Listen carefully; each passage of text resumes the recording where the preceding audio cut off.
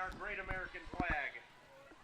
Tonight's game would not be possible if not for the courageous Americans who are serving or who have served in our armed forces.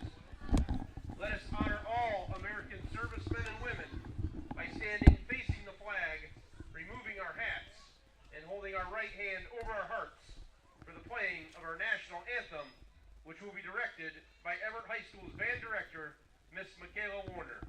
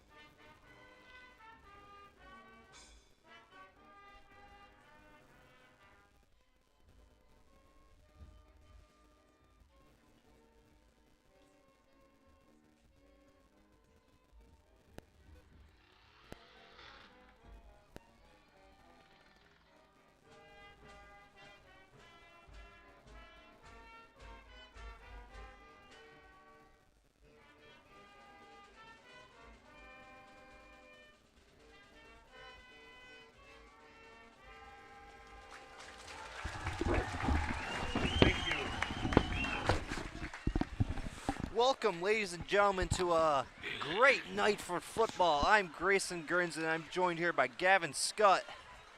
And tonight, get some snacks, get a drink too, because it's going to be a good one between the McBain Ramblers and the Evart Wildcats. Now, last week, both these teams suffered heartbreaking losses. McBain probably the most heartbreaking because they were playing the rival Lake City for the Sentinel Trophy. If you didn't know what that was, that's the rivalry trophy between McBain and Lake City. McBain lost that in double overtime, 28-22, while Evart came off of a kind of a lopsided game against Beale City. I mean, Beale City, like, right now in Division 8, they're ranked number 2, and they're predicted to go all the way to the state championship and possibly win it. And they lost 30-14. But on the bright side, this game right here is going to determine the state runner-up, or the runner-up for the conference. I mean, because number 2, both teams have the same amount of record, 4-2, and it's just, yeah, it's going to be a good matchup out here. Gavin, what are your predictions for this game? I mean, a very hard-fought game. As you said before, Ramblers came off a very heartbreaking loss against the Trojans. Double overtime. They have some spirit in them tonight, I guarantee it. They want to bounce back and win this football game.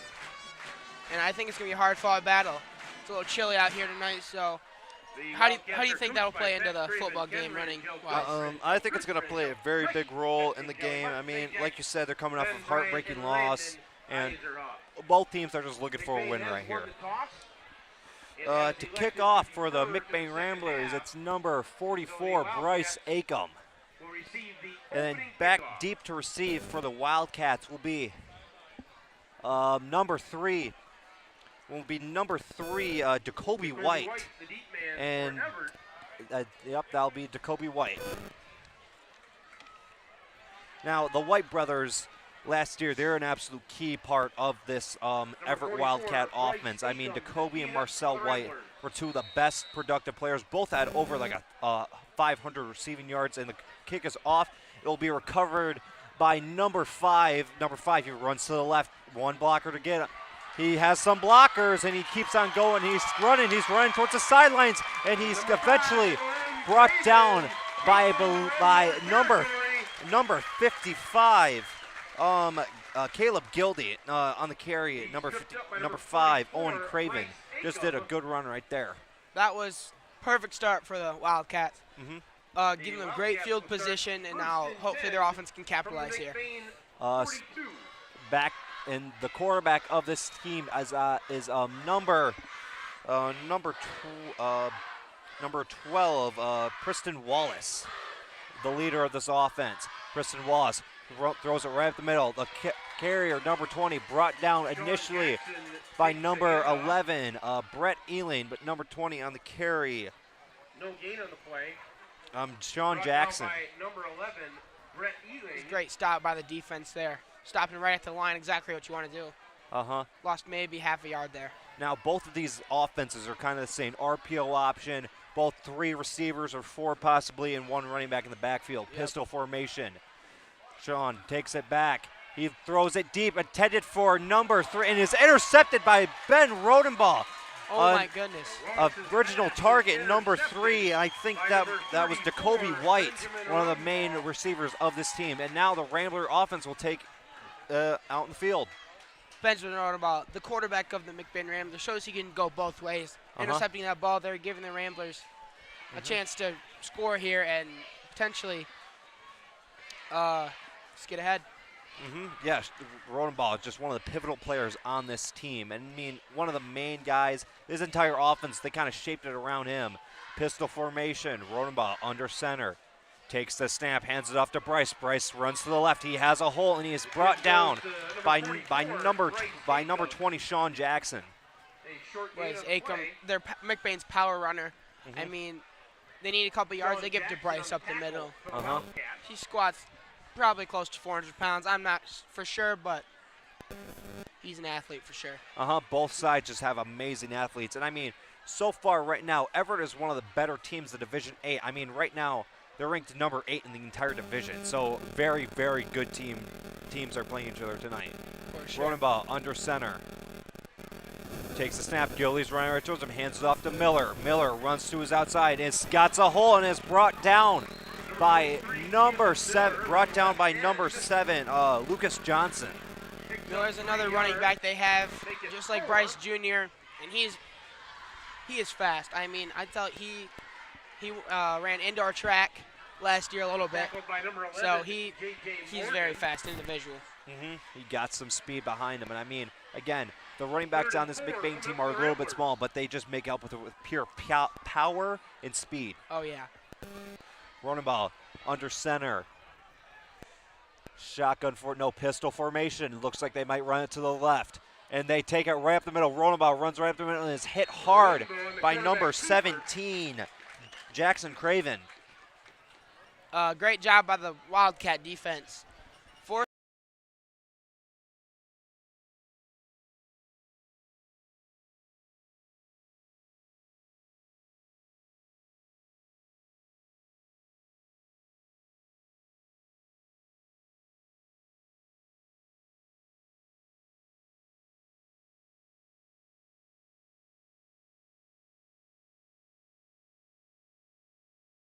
For it being this new, McBain has gone really used to it so far, and it's just like they're running the old T formation. It's in the genes. Murphy hunts it deep. Back deep to receive is Jacoby White. Jacoby White gets it. He looks for some blockers and is almost tackled, and he is brought down by number 50, Jonathan Sycamore. That was a great punt by Murphy.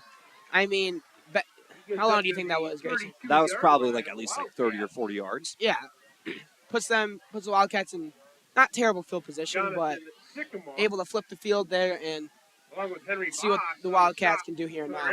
Wildcats will go back out on offense. Hopefully they can make up for throwing that interception. Under center, number 12, Preston Wallace. Looks like they're in pistol formation. 2 receivers to the right and 1 to the left.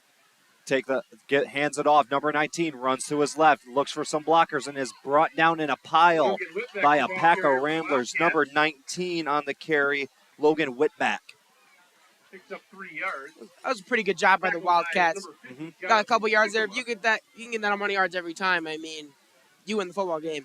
That's a first down through 4 plays.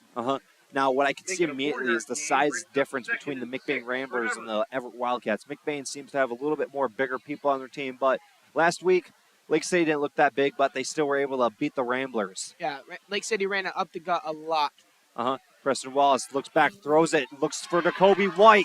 Jacoby White gets the ball, and he is brought down by number 4, Jagger Corliss. Great job by the Wildcats. I mean, Wallace able to find his target early. Got it to him. Perfect ball, able to bring it in, and got a couple extra yards after the play. Preston Wallace just did a good job, too, of looking around, scanning the field, and be able to throw that ball right there in perfect position for Jacoby to get it. Shotgun formation, Wallace under center. Wallace Takes the snap, hands it off to number 19. He has a hole. He jukes some defenders, and he's brought down by number 4, Jagger Corliss. 7 yards. Another good play by the Wildcats. Gained about 7 yards. They're just trudging down the field this drive. And Logan Whitback is one of the newer types of running backs so far. I mean, last year Everett had 2 total studs of running backs, but they lost them due to graduation. But now the running backs are trying to fill in that gap that has been lost. Wallace under center. Wallace. Pistol formation. Wallace takes the snap, runs around the middle under pressure, and he is brought down. I think initial contact was number 60, Wyatt Zyerving, the defending McBain or Rambler Review Defensive Player of the Week. He had a great game last week. Last week he had a total of, I think, 11 tackles and 1 sack and another assisted sack. So he had just a pretty good game. And again, like I said, he's defending Defensive Player of the Week. We'll be 32 here, about. Wallace under center with Jackson behind him. Pistol formation. Jackson moves to his right. Wallace motion. Jacoby. A little bit of a skip back. Wallace takes it and then right up the middle to Jackson, and Jackson will get a little bit of yards, and I think he's tackled by number 50, Jonathan Sycamore, and number 9, Carter Murphy. I think that's Sean Jackson. No gain on the play. It'll be 4th and short here. Wildcats need this. I bet they'll go for it here. They will go for it. Probably. I mean, it's only like 2 yards to go. And I mean, right now, I like how they're playing a little bit risky. They're just showing that they're trying to send a message immediately. I'm guessing they're probably going to do a run play because they got 2 wide receivers out on the right, looking like some blockers. Wallace under center motion. And then they does a fake pass, throws it to a wide open receiver down the field. That is number 5. That is number 5, Owen Craven. And then he is able to score a touchdown. Great job by the Wildcats. We even tricked us. We thought they were going to run it. I guarantee the McBain defense thought they were going to run it too. Fake handoff. I thought they probably seen the handoff. Thought, quarterback's going to take it up the middle. Nope. Found wide open receiver, Owen Craven, and he got in there for the touchdown. Preston Wallace just did also like a great job. I mean, it looked like, again, like you said, the good fake play right there. We thought they were going to run it. I mean, I saw the formation. I saw 2 wide receivers out to the left, or no, the right, my bad. And I thought they were really going to be using them as lead blockers to try to run around and get the yardage by the old-fashioned way. But no, they just did a pass play, fooled the McBain defense, and were able to get a touchdown off of it. Kicker is number 13, Dryson. And I think the kick is good. No good. Oh, it was no good. My bad. And that will be the first score of the game will be the Wildcats. McBain has to hopefully respond back and score some points of their own. Yep. McBain's run got stopped in their last drive. You think they'll go to the pass on this drive, Grayson? Probably. They're going to probably stay with the run. I mean, it's early in the game, and I mean, it's McBain genes that's just run it all the time. So they're probably just going to do some running ball up the middle or up the side, or do some jet screen passes or jet screen passes, short ones. But I think they're just mostly going to stick to the run game. I bet they are too. Now, these two teams have had a tough history so far. I mean, for the past 3 years, they met each other in the playoffs. In 2022, Everett met McBain in the playoffs, the pre-districts, and Everett won 31-22. And then in the year previous, Everett met McBain in the pre-districts too, and it was kind of a lopsided win. McBain losing 7-42. And the year before that, they met in the district finals, and where Everett won 34-31. So just for the past 3 years, they've been meeting each other a lot in the playoffs. But this year, they're probably not going to because Everett moved down to Division 8. To kick off, number 13, and is caught by, I think that was Brett Ealing, but he fumbles it a little bit, so they'll be down at about the 40-yard line. Trying to catch the Ramblers off guard there at that kick, and it almost worked. Brett Ealing smart enough, though. Knowing he fumbled out it, didn't try to pick it up, just fell on it there. First and 10 from their own 38-yard line.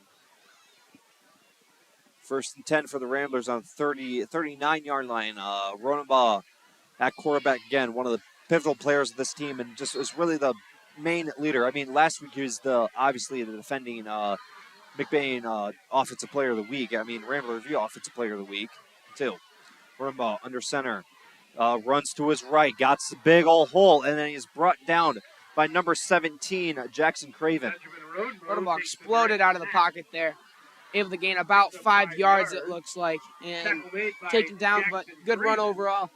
A very, very good run. And, I mean, this Wildcat defense is doing a good job so far being able to shut down that run game. I mean, they got some pretty decently sized guys on the defensive line, but where it really matters is the linebackers, because those linebackers can just swarm like honeybees right at the defender. Yep.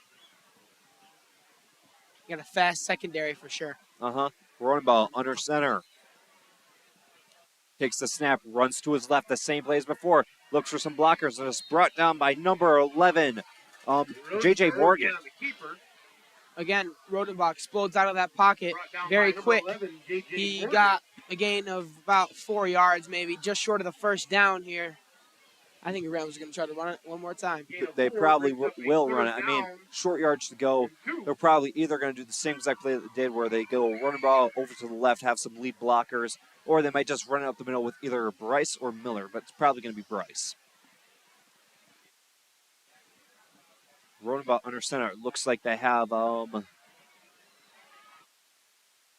pistol formation. I think they might do the same exact thing, but the other direction. Running ball.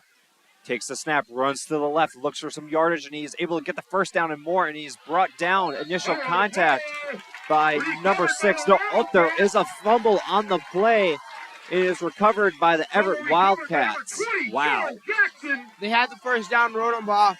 He got the hit. First contact, ball went out. I thought they called the play dead because Rodenbach kind of stood there, but it was because he fumbled. And the Wildcats picked it up. Now, what McBain has to do is not let this take their momentum down. I mean, right now they got good energy, just good morale. They can't let that take it down. I mean, for the past, 3 drives they've had some pretty, devastating things happen, but they just need to keep on pumping up and just keep it all in their head. Whitback throws it deep intended for number 6, Noah Vanderlyn, and he's able to catch it, and he's brought down by, I believe, number 3, Jagger Corliss, or nope, that Eli Wilt. That's a great play. Wallace saw his first option, didn't like it, spotted Vanderlyn, and he just threw it in there for the dime. Caught it there.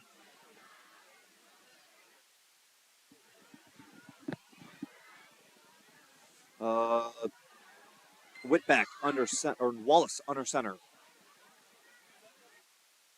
Takes the snap. Wallace does a pitch play to number 20. Number 20 runs to his left. He has some, and he is brought down by some good tackling technique by Bryce Acom. It was a great job by Bryce. He knew what was happening instantly. He was able to get to the outside and tackle him for a gain of nothing.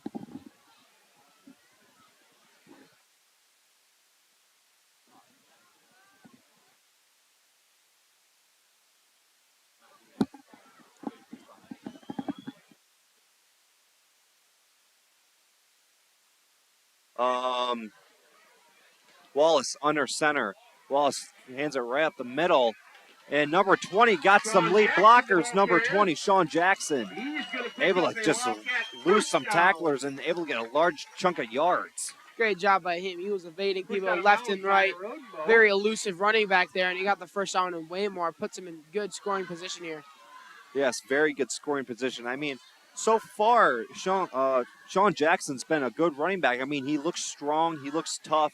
Last game, I think he had over 80 or something odd. No, he's had over 100 rushing yards in the previous game, so he did pretty good. Pitch back to Jackson. Jackson runs to the left. He has some Rodenbach to stop him, and Rodenbach just does a good job of getting low and being able to take down Jackson. Yeah, Rodenbach, the initial hit slowed him down, and a swarm of Ramblers came in and cleaned him up there. The Wildcats have been marching down the field this drive. I mean, just almost perfect offense. I mean, yeah, they've been rushing down the field, really. I mean, this is what happens. This team is meant to be good. I mean, they're ranked 8th in the entire Division 8, so they're a very, very good team. Wallace under center. New running back in, number 19, Logan Whitback. Pistol formation. Whitback. Fumble the snap. and Wallace is able to get it back, luckily. Carson Murphy almost ate that up. But Wallace, smart player, jumped on the ball, didn't try to do anything fancy with it. Again, this Evart Wildcat offense, you can make a lot of comparisons to the Rambler offense too, because I mean they both look like RPO type options, and they're just both very wide open, pass heavy or pass option type of offenses. Oh yeah. Excuse my stuttering. Whitback in the backfield. Wallace and Whitback. Pistol formation. Wallace takes the snap, looks for a receiver, throws it downfield for number 6, and is broken up by number 3, Eli Wilt. Looks like incomplete in the end zone. It was a great job by Eli Wilt. Noah had the ball. Eli knew what to do, hit him, and popped the ball out there. Initial receiver was Noah Vanderlyn, but Eli was able just to jump right in front of him to prevent the pass from being complete. 4th down now. Wallace and Jackson under center. Wallace, pistol formation, takes the snap, looks for the pass, sees Jacoby, fires it for number 5, and he is brought down. The receiver caught is number 5, Owen Craven. Is that a 1st down? I think that might be a short. And it will be short. Nope, I think it might be. It will be short. Great job by the defense there. It was a critical 4th down situation. Stop him there, and the Ramblers will come out and try to do something here on offense. 1:23 left in the 1st quarter. I mean, I like how the Evart Wildcats are taking this offense so far. I mean, they're back in their own. Well, they're in their own territory on like the 1-yard line. So instead of kicking the field goal, they're already up by 6. They try to get another one. It's just a very aggressive type of offense, something you wouldn't expect on the defense. But now the Ramblers are in a risky situation in their own end zone. So they got to get out of here somehow, and they're probably going to just run it or pass it. Running about under center, runs it, and he does the type of RPO, and he is running. I think that was number 23, Caleb Miller, brought down by number 23, J.J. Creedon. That was a good fake by Rodenbaugh there. I thought he had the ball up until he didn't look very surprised when someone came to hit him. No, he did not look surprised at all. 2nd and 10 here. Ramblers lost maybe half a yard in the play. I mean, you're in safety territory here. You got to be careful as the Ramblers. Take care of the ball. Fumble could be terrible here. Rodenbaugh under center. Rodenbaugh takes the snap, and it gives it to Bryce Acom. Bryce Acom is tackled by number 6, Noah Vanderlyn. Great job by the Wildcats again, stopping the run, making it 3rd and 9, and the Rainbows are in a tough position here. I mean, yes, they are in a very, very tough situation. It's 3rd down. They're probably going to go look for the pass type option play, but probably just going to do the pass because they need to get a couple of yards now. I mean, they still got 10 yards, so they haven't even moved an inch yet because this Evart defense is just very, very aggressive. So far, I just see Evart running the 3 front. I mean, they got a lot of linebackers. They got a lot of strong linebackers just to try to swarm in those gaps and holes and to get that tackle. Oh, yeah. And that will be the end of the 1st quarter. Evart Wildcats lead by 6. McBain Rambler 0. Yeah, so far it's just been a one-sided affair. The Evart Wildcats have been shutting down the Ramblers in basically every aspect so far. Offense, defense, and a little bit in special teams. I mean, there was that one run by Sean Jackson that was very, very good. He got it all the way to the other 30. And, yeah, they've just been playing very, very well so far. Definitely. The defense has been incredible. I mean, shutting the Ramblers out on 2 drives in a row. And as soon as the Ramblers got momentum, the Wildcats did not lose hope, and they hit Rodenbaugh hard to pop that ball out. And they recovered, and then they were on a drive in offense, but the Ramblers stayed strong, and now it's going to be 3rd and 9 on their own about 10-yard line. So hopefully the Ramblers can just come up with something and be able to turn this game around. Yeah, they might look for the pass here. On 3rd down, this is a passing down for sure. If you don't get it, it's going to be 4th. You're forced to punt. You cannot go for it right here unless it's 4th and very short. And if they do punt, it's very risky because they're just like deep in their own end zone. So there's not going to be that much room for Carson to be able to get off the punt. Yep. Loaded baked potatoes, nachos, and more. visit the concession stand. 3rd and 8 coming up for the Ramblers. Rodenbaugh under center. Rodenbaugh motion. Rodenbaugh takes the snap, rolls out to his right. Pat throws the pass intended for Caleb Miller, but is incomplete, overthrown. That'll lead to 4th down. I mean, you have to punt here. Ramblers could go for it, but it's very risky. If they do not get it, Wildcats are in very easy scoring position here. Yeah, probably their best option is to punt it. I mean, again, like you said, they're deep in their own territory, and I mean, if they don't get the 4th down conversion, then the Everett Wildcats will be in perfect position to just hand it right up the middle to Sean Jackson and get the touchdown. It looks like they will punt it.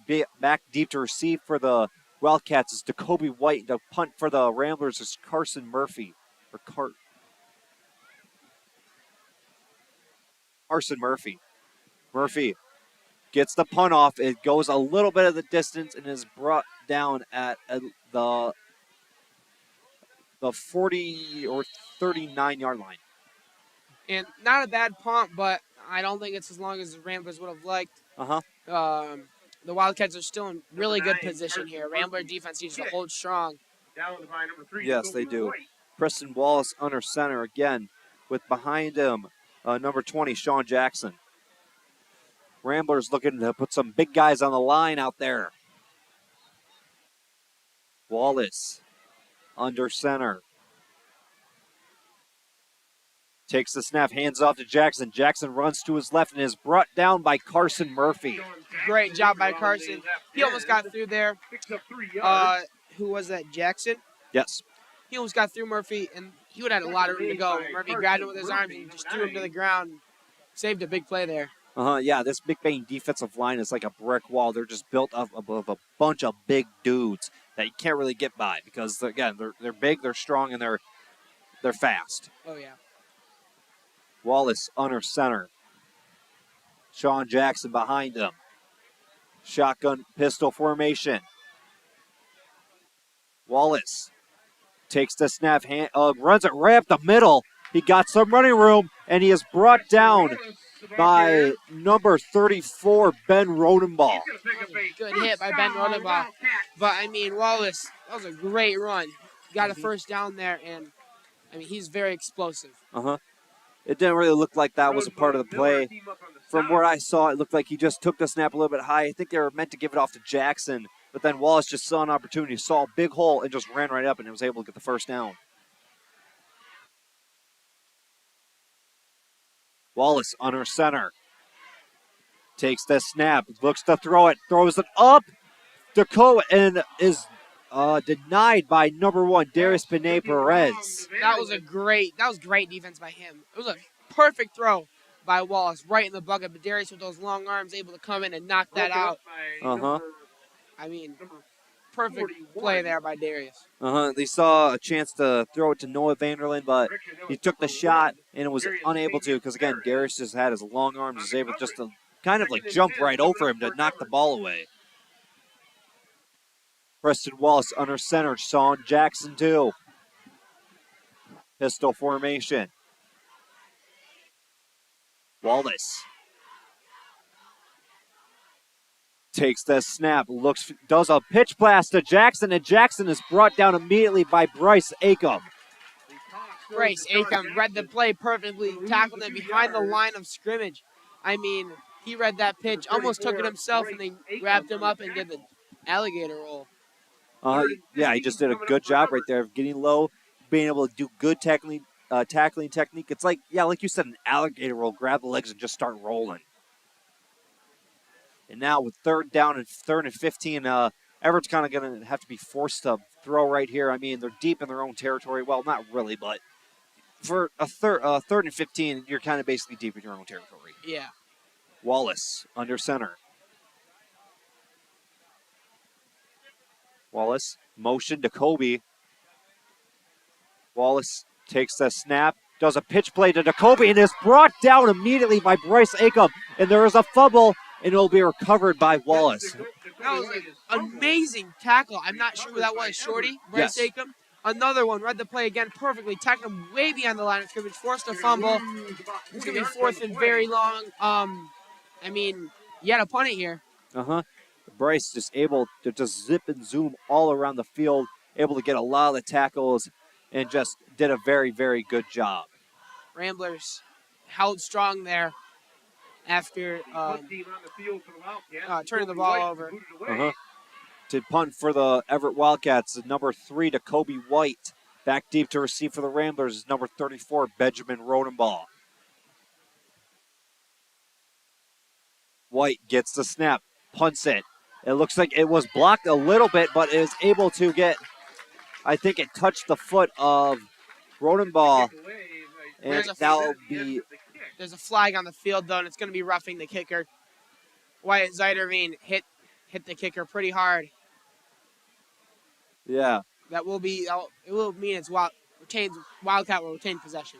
Yeah, it's just a simple mistake, too. I mean, as a defensive lineman, as you're running in there, it's hard to kind of just like go zoom fast, and then just slow down really quick. Yeah, he had his arms out and was pretty much diving at the kicker before he even kicked the ball. So, I mean, hard play to call there, but I do believe it was roughing the kicker. Now the Wildcats will have a second chance to score on this drive.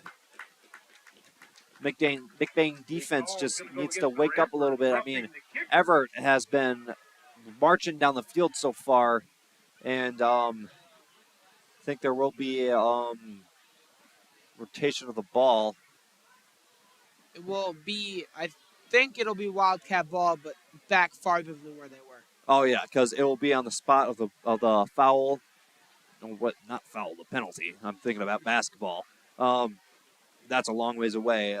Yeah, but it'll be on the spot of the penalty. So plus 15 yards, I believe. So basically they'll be back right where they were at. Yeah.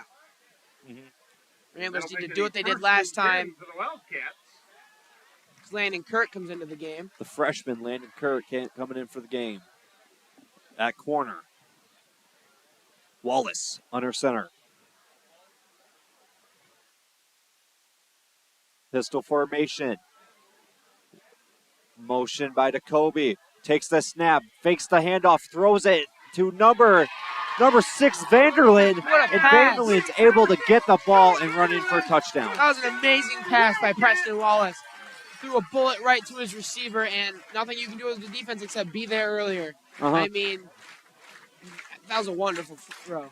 Yeah, so far, McBain's the secondary is not doing too hot. I mean, they've allowed like 6 passes so far. Well, no, there's been 6 pass attempts. They've allowed 4, and they've only denied 2 of them. And that was Eli Wilt denying it in the end zone, and then Darius Panay Perez over here. But that will be, yeah. And now to kick for the Everett Wildcats will be number 13, Dreisen. And the kick is off, and the kick will be good. Dershine pointing after is good. I mean, Ramblers did a great stopping them, but then unfortunately had a penalty, and Wildcats got saved and got a second chance. They did not waste it, going early with the pass and scoring a touchdown. Yeah, so far this McBain team is not looking too hot at all. I mean, Everett's just owning them right now. Landon Kurt will be back deep to receive this time. Landon Kurt, he is a speedster too, so he's going to be pretty fast, and he's for being a freshman, he is pretty strong and hard hitting as well. Sweet Wildcat gear in the Lions Pavilion. The Wildcat gear is a fundraiser. Landon Kurt, Rodenbaugh back deep to receive last kickoff. This time they put Kurt back there. Well, he's testing him out, see what he can do. Yeah, but on this drive right now, McBain really has to get their A game on because they're down by 2 scores really, and it's about the end of the second quarter and the end of the first half. So they just need to get their game together and get down that field and score some points, or else this is going to look like a bad day. Oh yeah, the Ramblers do get the ball at half, but it'd be very nice if they had a touchdown to go into the half with. To kick off for the Wildcats, number 13, Dreisen.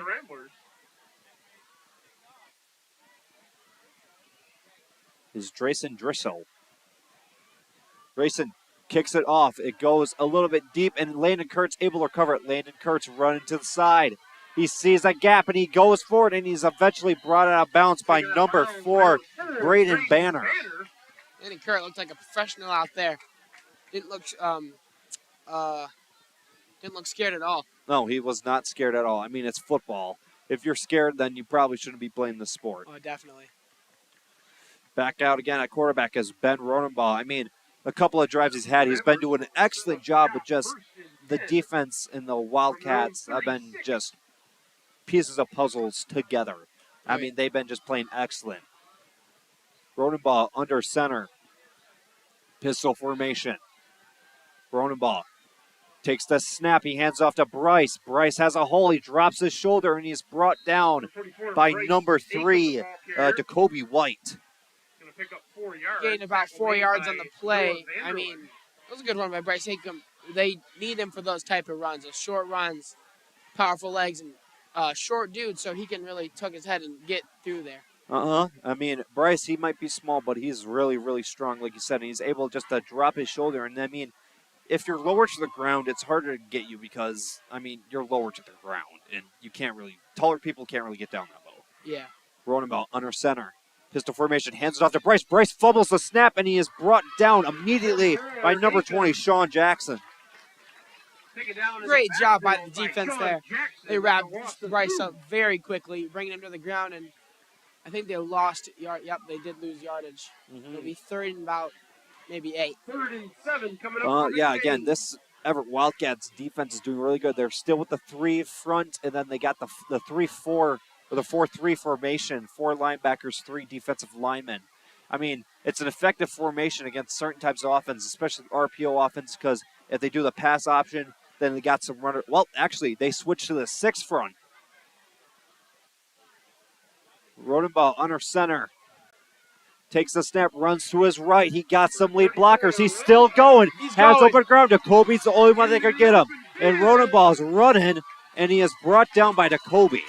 That was an amazing run by Ronenbaugh. Exploded off the line. I saw the Wildcats send everyone to blitz, and Ronenbaugh recognized that. Went along the right side, had a huge gain. Only had to beat Jacoby, but as we know, Jacoby is very fast and brought him down about the 10-yard line. The White brothers are just both very, very naturally good athletes, and just probably some of the better athletes I've personally seen in the high school, in my high school broadcasting days. But yeah, well, the White brother was able to catch up to him. 2 very fast people just competing in a foot race, just like in track.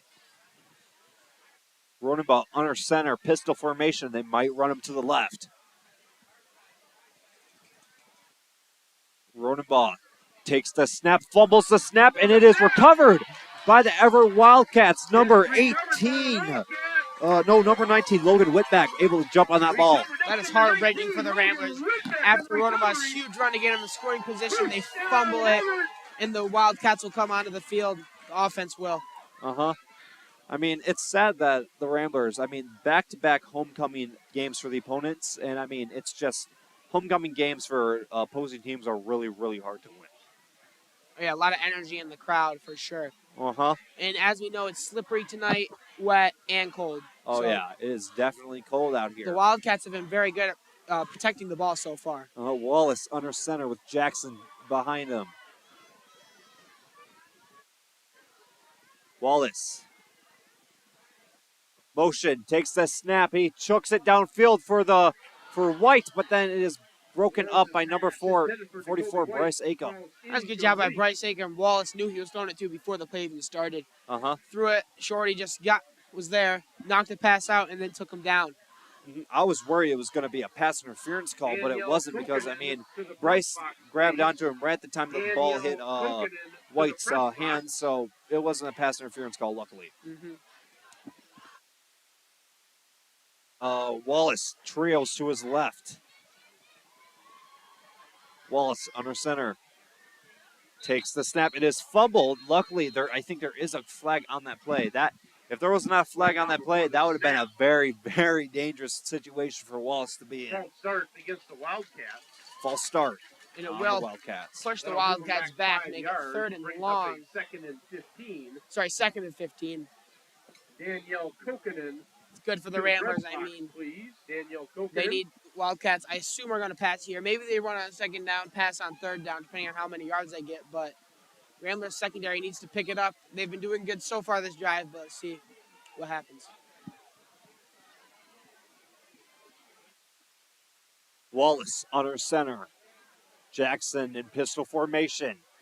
Wallace takes the snap, rocks back the pass. It throws it to Wallace. Wallace has some up ground and is met hard by Rodenbaugh, breaks the tackle. Wallace still has some ground and is brought down eventually by number 3, Eli Wilton, number 44, Bryce Acom. That was a huge hit by Ben Rodenbaugh, but Wildcat made it look like it was nothing. Rolled right off that tackle and gained a bunch of yards after that. So far, Bryce Acom in contention for Rambler Review Defensive Player of the Game. I mean, so far he's had a total of like 4 tackles, 3 assist tackles. He's just having a good game so far. Mm-hmm. But yeah, just also a good run by Jackson too. I mean, he's filling in the gaps for those 2 senior running backs that they lost. Wallace, under center. Pistol formation. Wallace takes the snap and drops back to pass, throws it to Vanderland, and Vanderland trucks the defender and is eventually brought out of bounds by Darius Panay-Perez. That was an amazing hit. He would have been taken down before the first down, made it 4th and about 1, but he put his head down and just hit. I think it was Darius. Yes, it was Darius. Hard, and he was able to get the first down.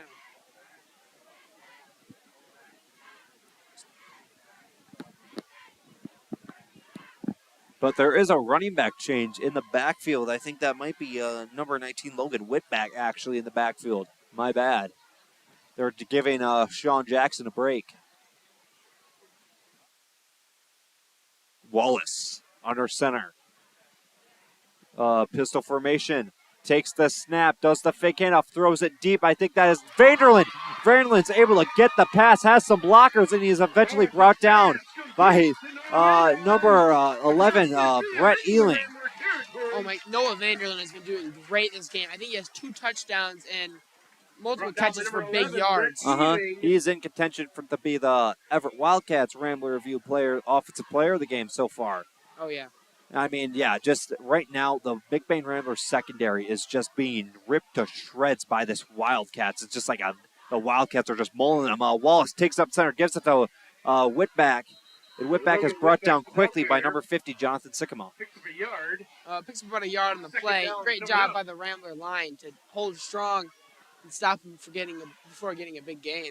4:25 left in the first half.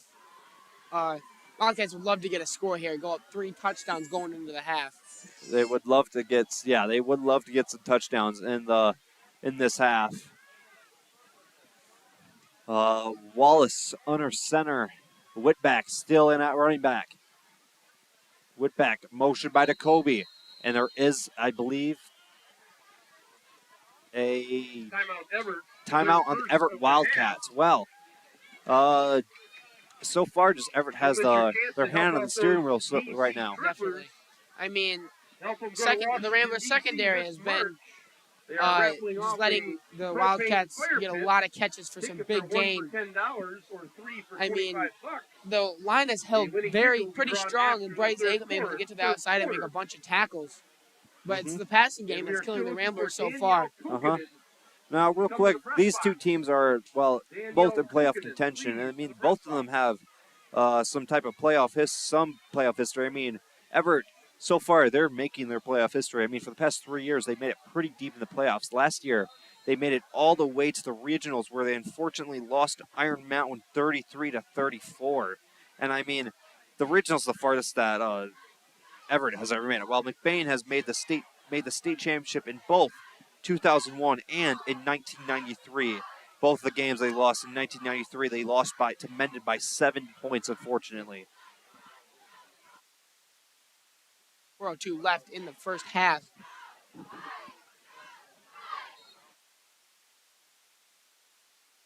Sean Jackson's back into the game. Whitback under center. Whitback. No, Wallace takes the snap, hands it off to Jackson, and he is brought down immediately by Jonathan Sycamore and Caleb Gildy. Jonathan Sycamore, I saw him lining up that snap. He jumped as soon as the ball was snapped, and he got in there very quickly, able to take him down. I mean, last year as a freshman, Jonathan Sycamore almost led the entire team in tackles, and that's just very, very impressive for a freshman too, to almost lead their entire team in tackles on varsity. Whitback, no, Wallace. I love saying that so much. Wallace under center. Jackson right behind him. Jackson, Wallace takes a snap, fires it deep for Jacoby, and Jacoby able to pull that in. That's a great catch by Jacoby. Reached out, pulled it in. I mean, like we said earlier, the pass is killing the Ramblers. They have not been able to find a solution to it. Wallace has been pinpoint accurate when throwing the ball.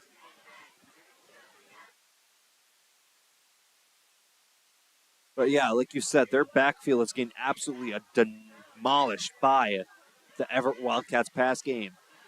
Wallace under center. Wallace takes the snap, drops back to pass, looks to his left. He fires a quick one. I think that was intended for Jackson, but Jackson was able to drop, was unfortunately unable to haul that in. It was close to the ground, so it's kind of hard to get those types of catches. It's going to be 2nd and 10. I mean, Ramblers, they've defended the short pass pretty well. It's just the mid to long distance passes that's been getting through. Oh, yeah. The long distance passes are just absolutely tearing them apart. Yeah. I mean, because the backfield, it's not that they're not good. It's just that Evart has some speedsters on their team. Yep. I mean, true track stars on their team. It's hard to catch them. Tall players, too. Noah Vanderland, 6'2". As we said, Jacoby White, he's 5'11", but he is speedy quick.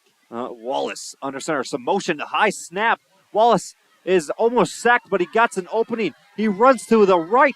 He got some blockers, and he's eventually steps out of bounds. But, whoa, that was a good run right there. Wallace, I mean, I don't think that play was, how they drew it up. Bad snap. Wallace had to improvise, able to go through, and he had a great lead blockers, able to make him go even further and make it 3rd and short.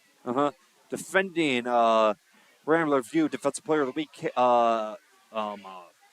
White Zervin was unable to get him on that sack. I thought he was able to get him, but no, he slipped through. Wallace, being just a slippery little bugger, was able just to get out there and just get some large amount of yards. Wallace under center. I think that is Whitback back behind for that running back. Wallace takes the snap, hands it, does a option, runs, walks to his right, sees a pass, he throws it. And it is intended for Vanderland, and Vanderland is able to get the catch. He slipped, fell on the ground, and still made that catch. I thought it was going to be picked off after Noah Vanderland slipped. I saw Eli Wilt right there, but Noah Vanderland able to bring it in while he was on the ground.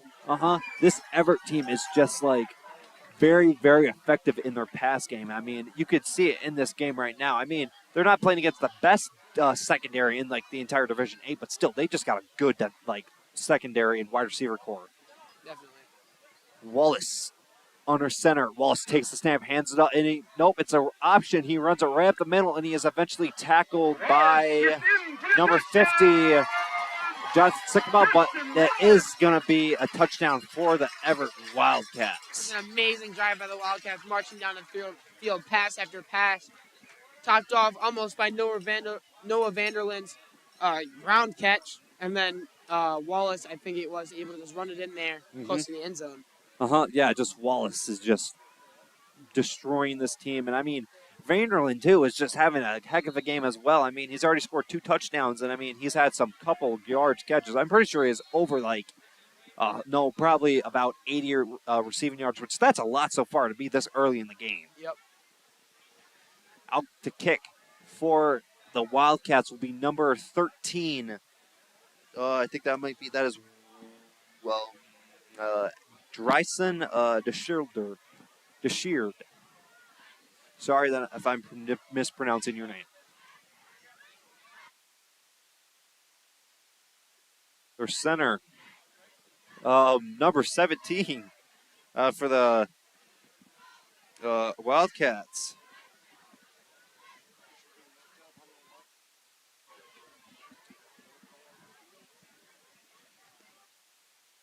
(19-0) right now. Could be 20-0 if this kick is good, and the Ramblers will only have a minute and probably around 30 seconds to go score. Yeah, they just got a short amount of time to get down that field and possibly, I mean, even a field goal would be good for the Ramblers because, I mean, at least they got some points up in the second half. Yep. Yeah, they're going to need a lot of passes, I presume. Dryson to kick, and he boots it up, and it is no good. Dryson, 1 of 3 on his field goal kick so far. He's gotten there very quickly. With 2:05 to go in the half.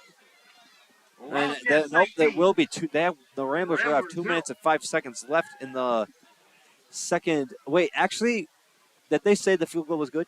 Nope. Said it was not good. Oh, okay. All right. Back deep to receive again is the freshman Landon Kurt.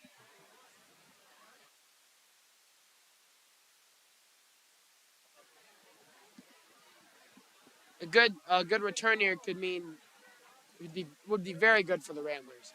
Yes. They're going to have to pass a lot on this drive if they want a chance at scoring before half. Yes, the Ramblers just need Landon Kirk to just do what he does best and be shifty and just get down the field. I mean, if he at least gets to 45, that would be some good yardage right there. I mean, we're all hoping and wishing that he gets it all the way down to the 20-yard line, but thinking about football, it could happen, but it's just very unrealistic.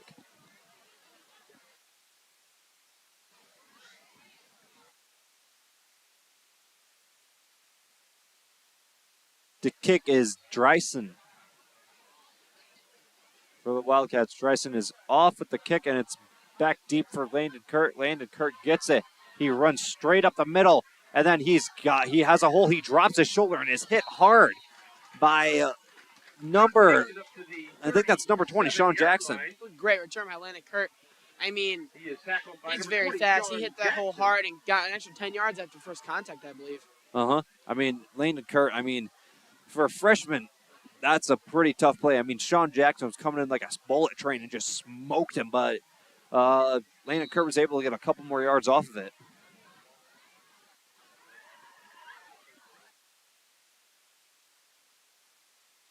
Murph, running ball under center.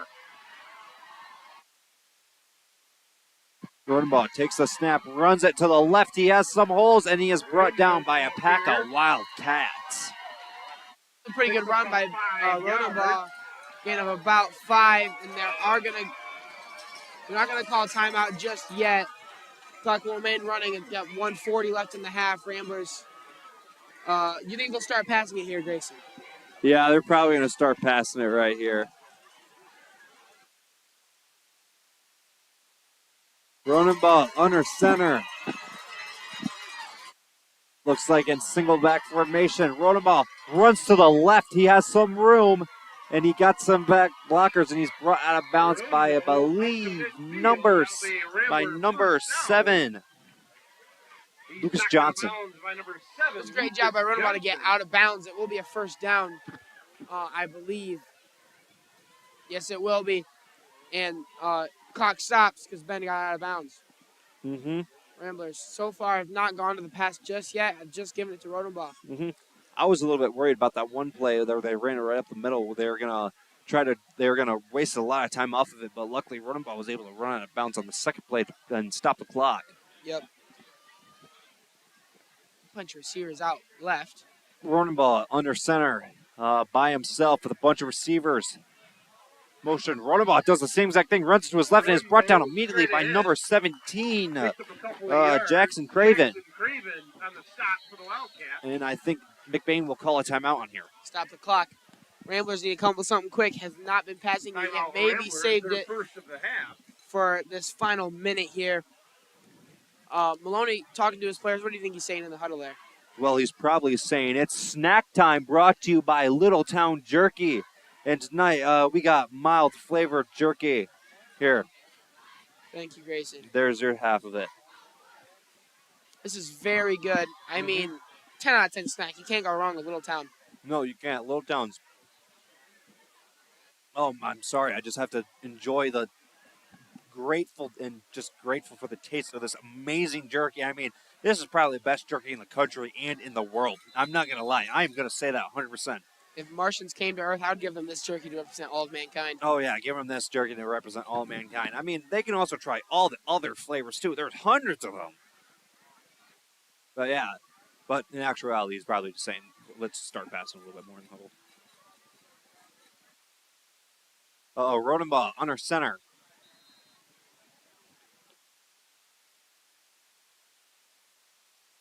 Takes the snap. Rodenbaugh looks for the pass. He throws it deep.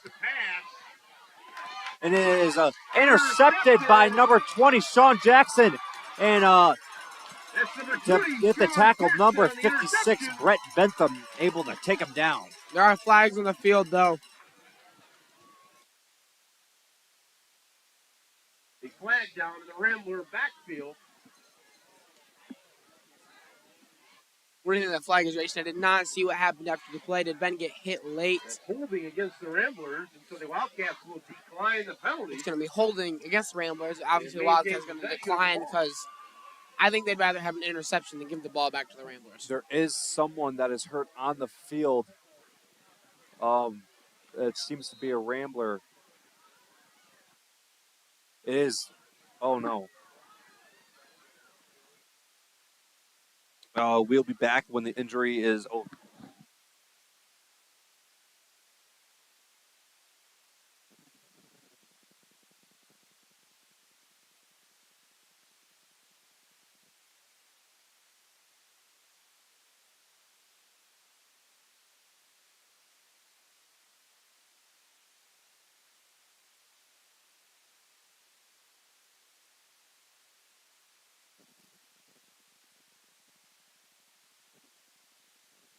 If you're looking to settle down in beautiful Central Michigan, look no further than Arrow Homes.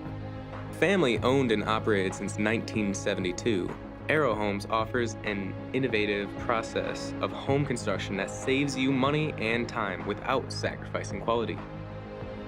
Their top-of-the-line construction workers have 15 years of experience building homes. You can see some of their work on their website. They are open Monday through Friday, 7 a.m. to 5 p.m.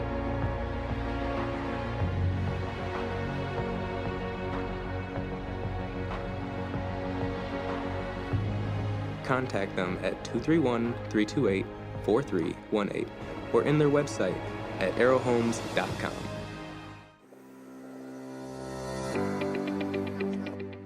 McLain Transmission and Auto Sales. Transmission repair and vehicle sales in Northern Michigan. Locally owned and operated. Being a member of the community means that we take pride in the work that we do for our neighbors.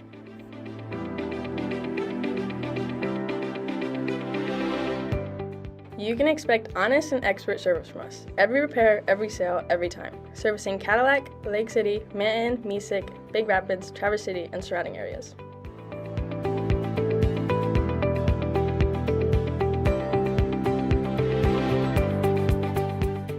Located on 2730 South LaChance Road, Lake City, Michigan. Call us at 231-779-1394 or check out our website at McLainTransmission.com.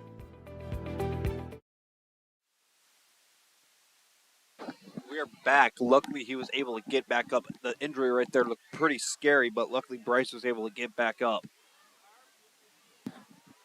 Yeah, he is walking right now, which is always a good sign. And now we'll get back to football. Wallace under center. Lake City on, Evart on the 29-yard line. Wallace under center. Jackson at the backfield. Wallace takes the snap, looks to his left. He is getting pressured, and he is eventually tripped up by number 70, Logan Overman. It was a great job by the McBain D-line. I'm not sure who the first one to get back there was to put pressure on it, but then Logan Overman got in there and got the sack to end the play. Lose about 3 yards. Yeah, Logan Overman, another sophomore that got moved up from last year. He played on JV, but he got moved up to varsity, and he just did a good job right there of getting back there. Under center, Wallace pistol formation. 16 seconds left. The clock is still running. Wildcats maybe run one more play. Wallace does a quick pass to Jacoby. Jacoby does a high step, and then he is still running, and then he runs out of bounds smartly while Jonathan Sycamore is charging towards him. 1 second left in the half. I think the Wildcats going to run it deep here. Well, I mean, there is exactly 1 second on the clock. Deep pass, I'm feeling it in my bones. I mean, they could do a deep pass, or they could take a knee, but probably they're going to do a deep pass. I mean, they already got a star-studded like wide receiver core. They got Noah Vanderlyn, Jacoby White, Lucas Johnson. They got just a lot of tall guys out there. And the Ramblers seem to think that they are going to pass it because they got a 3 front. Oh, yeah. Benjamin Rodenbaugh, and I believe that is Darius Pena. Very far back. Wallace does a quick pass, and he's brought down immediately by Landon Kurt. It was a great textbook tackle there by Kurt.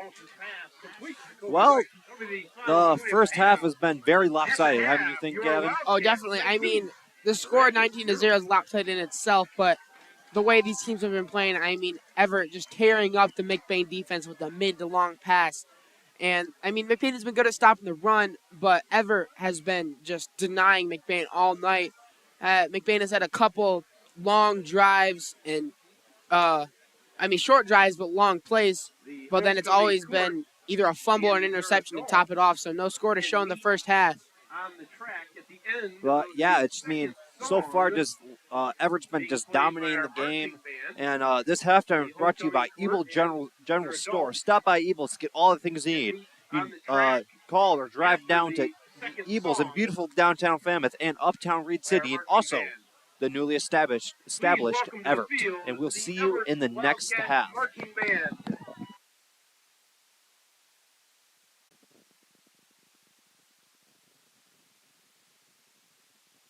On the water, crazy little thing called Love with senior color guard soloist Annabelle Cornell and Iron Man.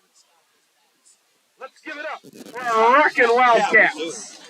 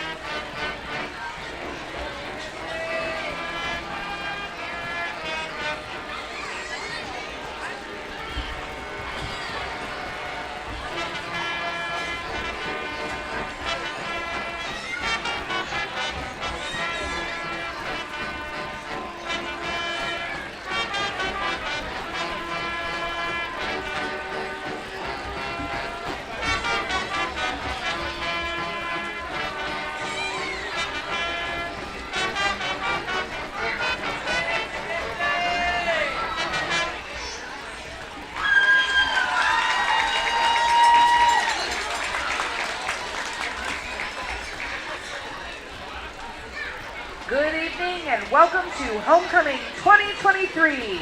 We would first like to extend a very special welcome to everyone attending the game and all alumni joining us tonight. Also, a huge thank you to the McBain Ramblers for being here this evening on our homecoming night. And a special thank you to Miss Kelly Buckley and everyone else who has had help make this week fun and possible for all of our Evart Public School students. Happy homecoming! At first time, we would like to introduce your Evart High School 2023 homecoming court.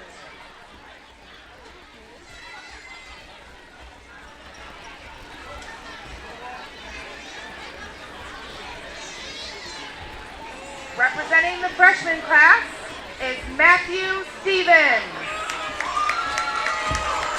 Matthew is escorted by his favorite teachers, Mrs. Nelson and Mr. Veit. His favorite subject is French. In his free time, he enjoys riding his bike, playing video games, and listening to music. In the future, Matthew plans on attending college. Matthew Stevens. Also representing the freshman class is Brianna Anderson. Bree is escorted by her parents, Carrie Ann and Aaron Anderson. Bree is involved in volleyball and 4-H. Her favorite class is English with Mrs. Roberts. In her free time, Bree enjoys fishing, spending time in the barn with her animals, showing at fair, and being with her family and friends. In the future, Bree plans on going to college. Brianna Anderson. Representing the sophomore class is Owen Craven. Owen is escorted by his parents, Diana and Pat Craven. Owen is involved in football, basketball, baseball, and wrestling, and he also participated in band. His favorite teacher is Mr. Marthakis. In his free time, Owen enjoys fishing, hunting, and eating. In the future, Owen plans to graduate high school and go to LSU. Owen Craven.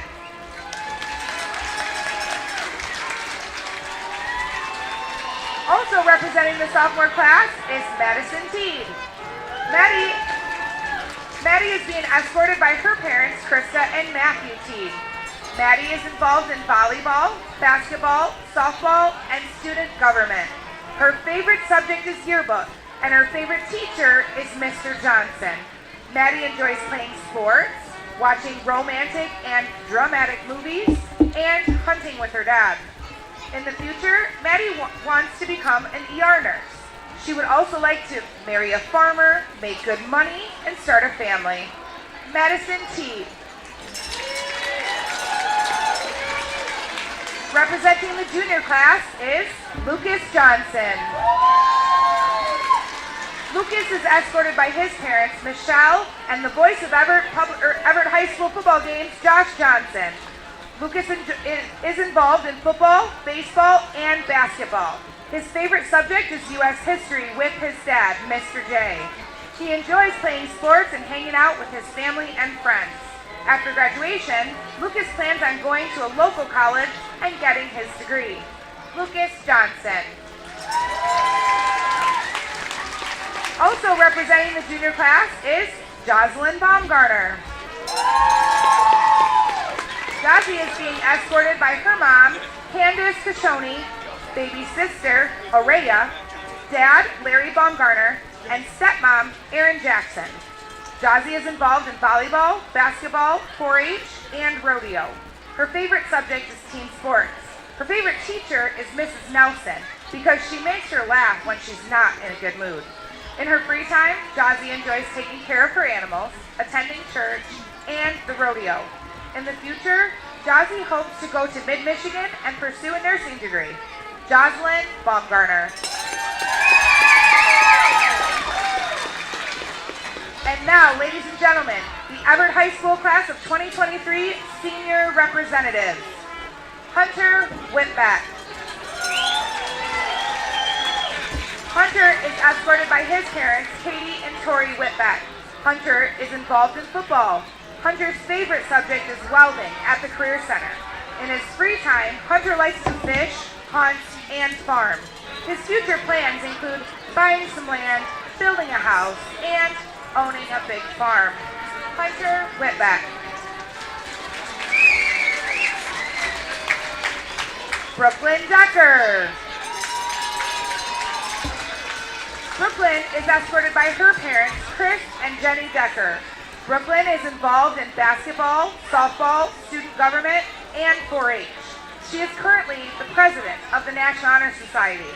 Her favorite subject in high school was U.S. history with Mr. Johnson. In her free time, she enjoys showing livestock and spending time with family and friends. Her future plans include pursuing a degree in speech pathology, then returning to the area to continue being involved in the livestock industry. Brooklyn Decker. Jacoby White. Jacoby is escorted by his mom and stepdad, Carla and Drew Holmes. Kobe is involved in football, basketball, and track. His athletic career has included all-state and all-conference in football, all-regional in basketball, and all-state in track, where he finished 8th in the long jump. His favorite subject is gym, and his favorite staff member in all of Evart High School is Kelly Elder. In his free time, Kobe enjoys hanging out with his friends and family, watching movies, and watching his girlfriend play sports. In the future, Kobe would like to go to college for his nursing degree, get married, and have 3 kids. Jacoby White. Caitlin Duncan. Kate is escorted by her parents, Jenny and Don Duncan. Kate is involved in softball, volleyball, student government, and National Honor Society. Her favorite subject is math, and her favorite teacher is Mr. George Sims. In her free time, Kate likes to go tubing, trail riding, and bow fishing. She also enjoys spending time with her family. In the future, Kate would like to go to college and pursue a career in the health field. She would also like to travel the world. She said if a man is lucky enough, she might get married and have kids. Caitlin Duncan.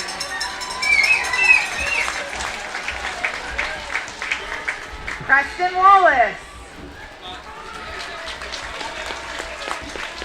Preston is escorted by his parents, Jay and Sandy Wallace. Preston is involved in football, basketball, and baseball. His favorite subject is construction at the Career Center. Preston enjoys hunting and fishing with his dad and playing sports. After high school, Preston would like to go into some sort of trade, make lots of money, get married, and live in a big house with lots of property. Preston Wallace. Allison Thunick. Allie is escorted by her parents, Ben and Alicia Thunick. Allie is involved in softball, basketball, and student government. She is currently the vice president of the National Honor Society. She has also played volleyball in past years. Allie's favorite subject is math with Mr. Marthakis. Mr. Marthakis is her favorite because she thinks he has the best jokes and book recommendations. In her free time, Allie's hobbies include baking, watching sporting events, and spending time with her loved ones. Allie's future plans include going to college, finding a financially supportive job, getting a basset hound named Copper, and then settling down. Allison Thunick.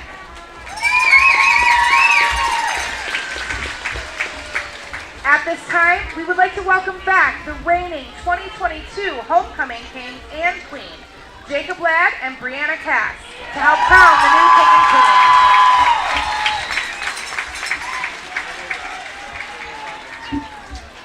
Jake, you're up first. And now for the moment you have all been waiting for. Your 2023 Homecoming King is Preston Wallace.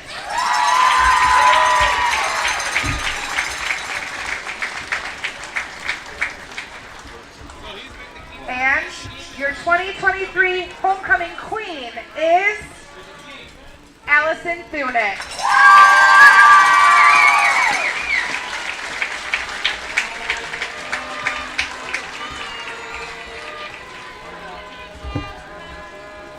Once again, congratulations to all of these wonderful representatives of Evart High School, ladies and gentlemen.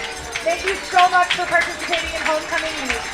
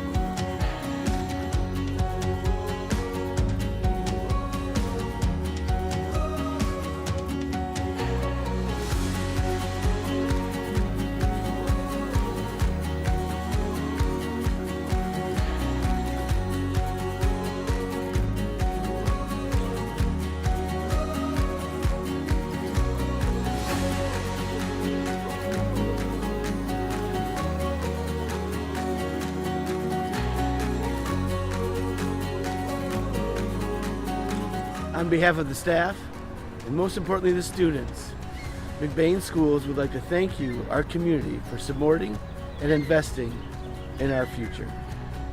Thank you.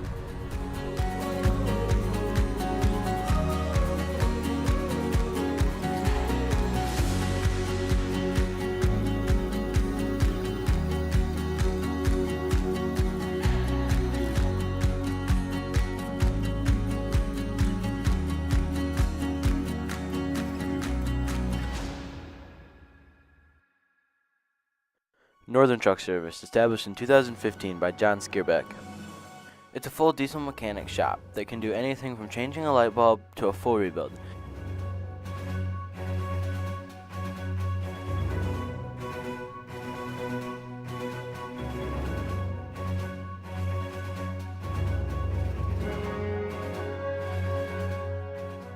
With a stock of most parts, they can get you back on the road in no time.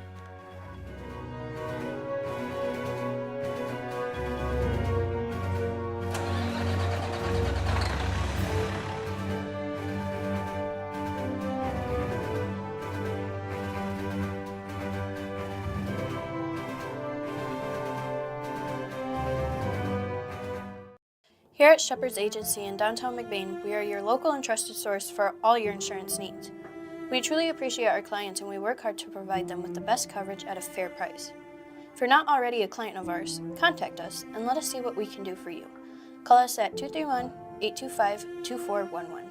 Stop in the office or visit us online at shepherdsagency.com.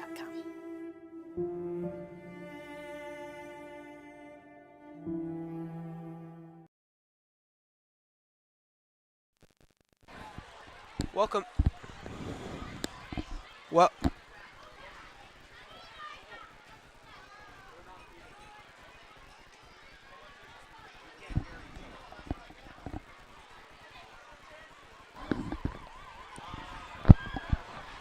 And welcome back, ladies and gentlemen, to some high school football.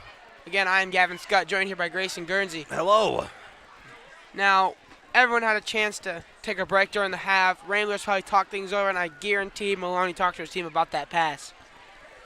Yes, they did probably talk to him about that pass and how their secondary's been doing pretty bad so far in the game. Yep. And they just need to wake up and start actually playing some football, because so far their passing offense is just like a fly swatter to a fly, just been getting smacked and beat. Definitely.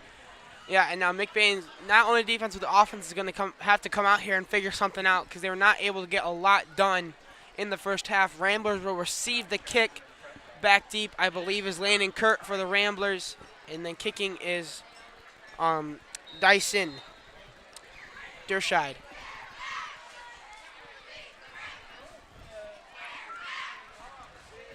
The kick is off, and Darius Pena takes it. He's running, goes to the right. He has some room, and he just takes it out of bounds near the 35-yard line. And now the Rambler offense will come onto the field and see if they could do something here. Yeah, this Rambler offense just needs to wake up in this half because, I mean, second half, they did pretty bad. I mean, they're down like 19 literally because they have 0 points on the board so far, not even a field goal. But they just really need to start playing and hope, and it's all going to start with Ben Runnable in the offense. Yeah, I mean, they had a bunch of good plays last drive, but it all ended in either a fumble, an interception, or a penalty. So they need to change those little mistakes here. Ben Rodham on the backfield has one running back to his left. He hands it off to Bryce Acom up the right side. He cuts up the middle. He has room. That is Landon Kurt. He's still going. He's taken down finally after a gain of about 15 yards. I believe that was Landon Keller. Landon Keller able to stop Bryce from getting any large amount of yards. But Bryce had this one scary injury that he was on the floor for a little bit, but that was Bryce, right? That was Landon Keller with the carry. All right. Giving Keller some more carries there because Bryce unfortunately went down. But yeah, new running back, Landon Keller. Rodenbach, he gives it to Keller off the left side. Keller's going, he's taken down after he gets back about the line of scrimmage. Well, Landon Keller, one of like the seniors on this team, which there are very, very few seniors, surprisingly. I mean, there's only like 6 or 5 I think there might even be 4, but definitely he got some chance to go out there and play running back. I mean, he's a strong dude. I've seen him before in the gym. He's a pretty strong guy. Yeah, he did not want to go down, and we definitely saw that after his first carry. Same formation here for the Ramblers.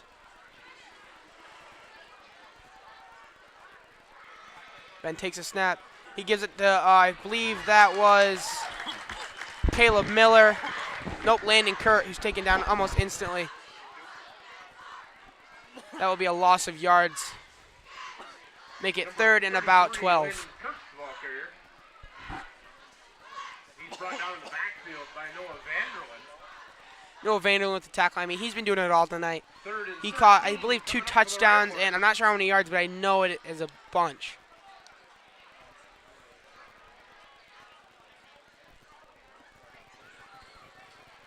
The Ramblers, I mean, after that first play by Landon Keller, they haven't been doing too hot. I believe Keller is back in the game and running back to Rodenbach's side. Rodenbach takes a snap. It's a pass. He rolls out. He throws it. That's Caleb Miller, and he gets hit, but he's still going. He's finally taken down after a gain of about 3. It's going to make it a gain of about 6. It's going to be about 4th and 7. Number 23, Caleb Miller. Lucas Johnson, the first. Caleb Miller did a good job right there of getting the pass. Brings Just up able 4th and 6. to get the pass. First of all, he turned around, and then he saw a bunch of people, so he immediately just dropped his shoulder and was able to get a couple more inches off of that one move right there. Oh, yeah. It looks like the Ramblers are going for it here. I mean, they need to score. Big time.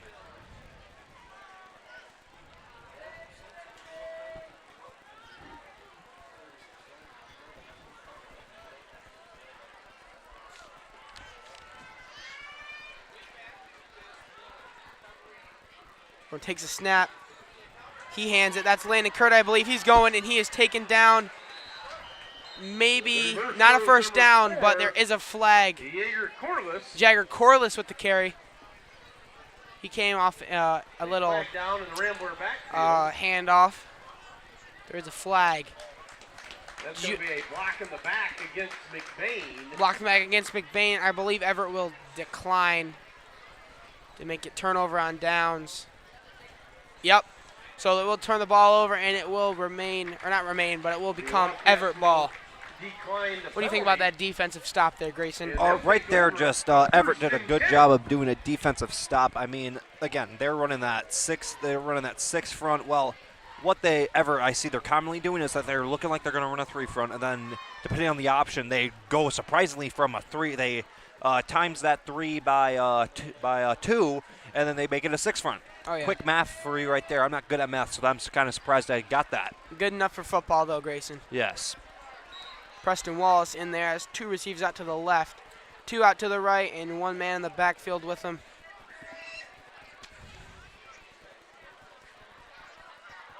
Wallace takes a snap. He's looking at it as a pass.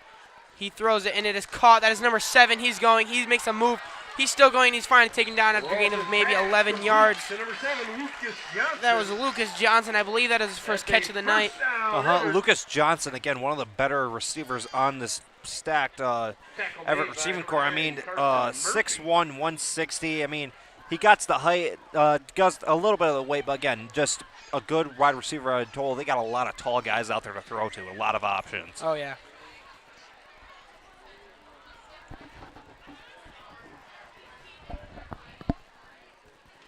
Same formation. Number 3, Jacoby White's in motion. They give it to him on the right side. He's going. He is taken down after a gain of about 5 yards. Taken by number 3, Jacoby White. I believe that was Picks up 3 yards. Eli Wilt on the tackler, or Benjamin Rodenbach. I think that might. Yeah, but Jacoby White, one of the main options and one of the leaders of this Evart team. I mean, his brother and him were just an absolute power duo. I'm going to mention them a lot because, I mean, when I saw them, I thought they were just one of the best receiving corps I've ever seen in high school football. And just, yeah, they're just very gifted athletically and genetically. They're just great athletes in general. Wallace takes it himself right up the middle. He's going. He's taken down, but after a gain of about maybe 12 yards there, it will be enough for a first down. So far, It looks like that McBain is just along with Caleb Miller on the tackle. they're not doing what I was hoping that they would do is wake up. I mean, still they're getting absolutely annihilated now they're getting annihilated in the run game, which that shouldn't be happening since their run defense is like really, really good because they got a bunch of big guys up at the front of the line. Yeah, now it'll be 1st and 10 in Rambler territory. Wallace takes a snap. It's a pass. He throws it long, and it is tipped and almost intercepted by Darius Pena, but it falls to the ground. Great defense there. A little overthrown by Wallace, but good coverage there overall. Yeah, really good coverage. I mean, there was a big old gap for Jacoby. I mean, if that throw would have been a little bit down lower, I think Jacoby would have gotten that pass and probably brought it a couple of yards, but luckily it was overthrown. And Darius just tried his best to be able to go intercept it. It's just some good hustle right there, but he was unable to intercept it in the end. And now Evart will have another down to go. Yeah, it will be 2nd and 10 here. Got 3 receivers out to the right. And Wallace will take it up the middle himself. And he's still on his feet, but he's finally taken down by a horde of Ramblers. That is, I believe, Brett Bentham and Jonathan Sycamore. Jonathan Sycamore and Brett Bentham able to get in there. I mean, Logan Overman had the initial contact, able just to hold him right there. And then, luckily, his buddies were able to come in. Brett and Johnny were able just to finish it off. Oh, yeah. Johnny so far has been having a great game. I mean, I think he's had a total of like 5 tackles so far. He is in contention to win the Rambler Review Defensive Player of the Game. Oh, yeah. Wallace, same formation. He takes a snap. He's looking right. He throws it up there, and it is caught. That is number 7, Lucas Johnson. He was in double coverage, able to come down with the ball and able to get yards after the catch. That was amazing. Lucas Johnson, didn't hear much from him in the first half, but he has been coming out hot the second half. Lucas Johnson, yeah, like you said, coming out hot, just like this hot cocoa. He just was able to get that with double coverage on and just able to slap it down and able to get the catch. Wallace takes a snap. He throws it, and it is overthrown, and that will lead to a 2nd down. I think his intended target was Vanderlyn, who has had a great game tonight. But it is overthrown, and it'll be 2nd down. It will be 2nd down.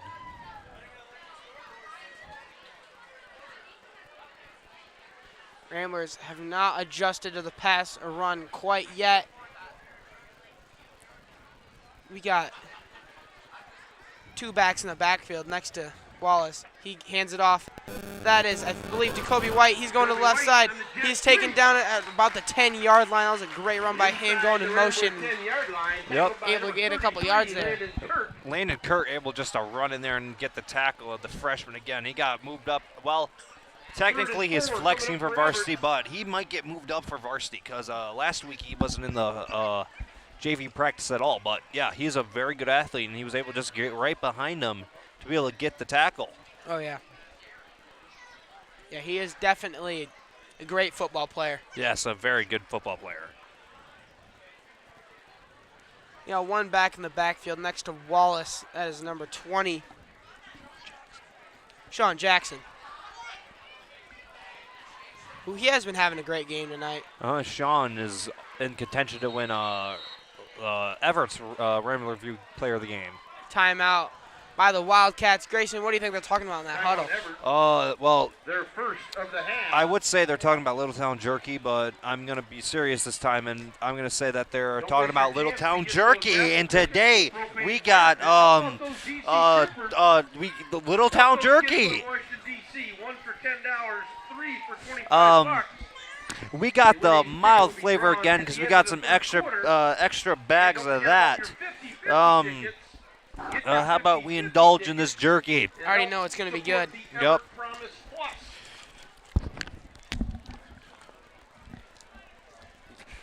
Grayson using all his strength to open this package, and he does get it open. There. And we try it just in time. Oh, this is teriyaki flavor, actually. It's as amazing as usual. Yeah, the Ebles just does great packaging on it. I mean, I'm pretty strong myself, and I couldn't even rip that open. Yeah, I saw you struggling over there. Mm-hmm. Back to the game now. Wallace again with Jackson in the backfield with him. Wallace takes snap, gives it to Jackson up the middle. He cuts it right. He's going. He's taken down. He's still on his feet, and he's finally taken down by Jonathan Sycamore. Jackson takes a handoff. Sean Jackson was just able to break a couple of tackles right there. I mean, he got a good amount of yardage on that run right there. I mean, he was doing some spin moves, some juking, some trucking. Oh, yeah. But eventually, he was just taken down by a big old Jonathan Sycamore. Oh, yeah. You're able to spin off those regular size dudes, but Jonathan Sycamore is just a behemoth. Mm-hmm. I mean, moved up to varsity as a freshman, so. We got Wallace and Jackson in the backfield. Wallace. It's going to be flags on the field. I'm not sure who they called it on. Somebody went in motion. He might have called it on him. Who was him? I'm not 100% certain. Here, well, you can't say who was him, because then that Against might the Wildcats. Against the Wildcats. I believe that's what they're calling.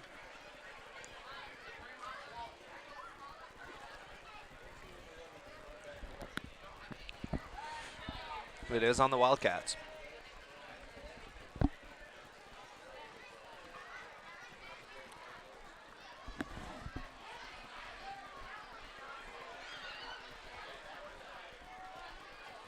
Luckily, it has stopped raining a little bit, and so the breeze has slowed down. It's still cold, but it must feel so much more better out there for the players. I mean, well, actually, their stuff is probably soaked, so it makes it 10 times worse. But up here, it feels a little bit better. Oh, yeah.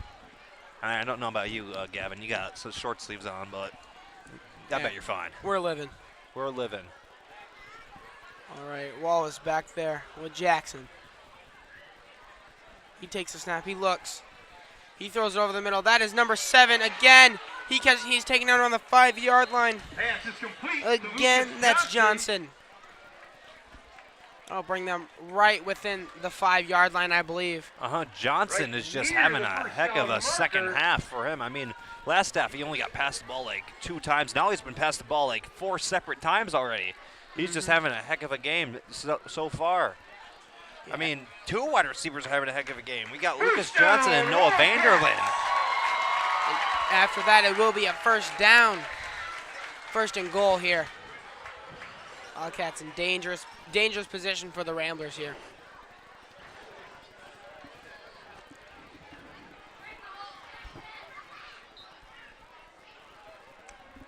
Wallace takes a snap. He's looking. It's a pass. He throws it out. I believe that is Vanderlyn. Yes, it is for the touchdown. That is a 3rd touchdown for that kid. Number 6, Noah Vanderlyn. Noah Vanderlyn is just, again, having a game. I think he's going to win Offensive Player of the Game for this one for sure. I mean, he's had 3 touchdowns so far in this game. Oh, yeah. And let's not take the credit away from Preston Wallace either. He's been able to get that ball there multiple times and great passes. Noah Vanderlyn is just also one of the better players on this team. I mean, he's a sophomore. No, he's not a sophomore. He's a junior. I mean, just like us, this team is mostly comprised of juniors. But yeah, again, he's just a very talented athlete. He's a good one too. He's built great, 6'2", 180, perfect amount of speed, strength for a good wide receiver. Oh yeah. It's a fake. Wallace throws it, and it is that caught? It is caught. What a catch that was. Wallace completes it to Owen Craven for the 2-point Craven. conversion. Oh my goodness. What a catch. Right now, the matchup is just looking pretty hard hitting. I mean, real quick, I'm going to take a look at the past 5 matchups that Evart and McBain have had. Last year, McBain won actually 48-20. It was kind of lopsided in that way. In 2021, does not appear. Oh wait, Evart beat McBain 40-12. And then in 2020, Evart played McBain, and McBain won 42-16. So far, this game has been very lopsided, 27-0 so far. 4-2 left in the 3rd quarter. I mean, McBain needs to find something fast if they want a chance at winning this game. But so far, like McBain for the past 5 years has had the winning record on that side, winning 3 out of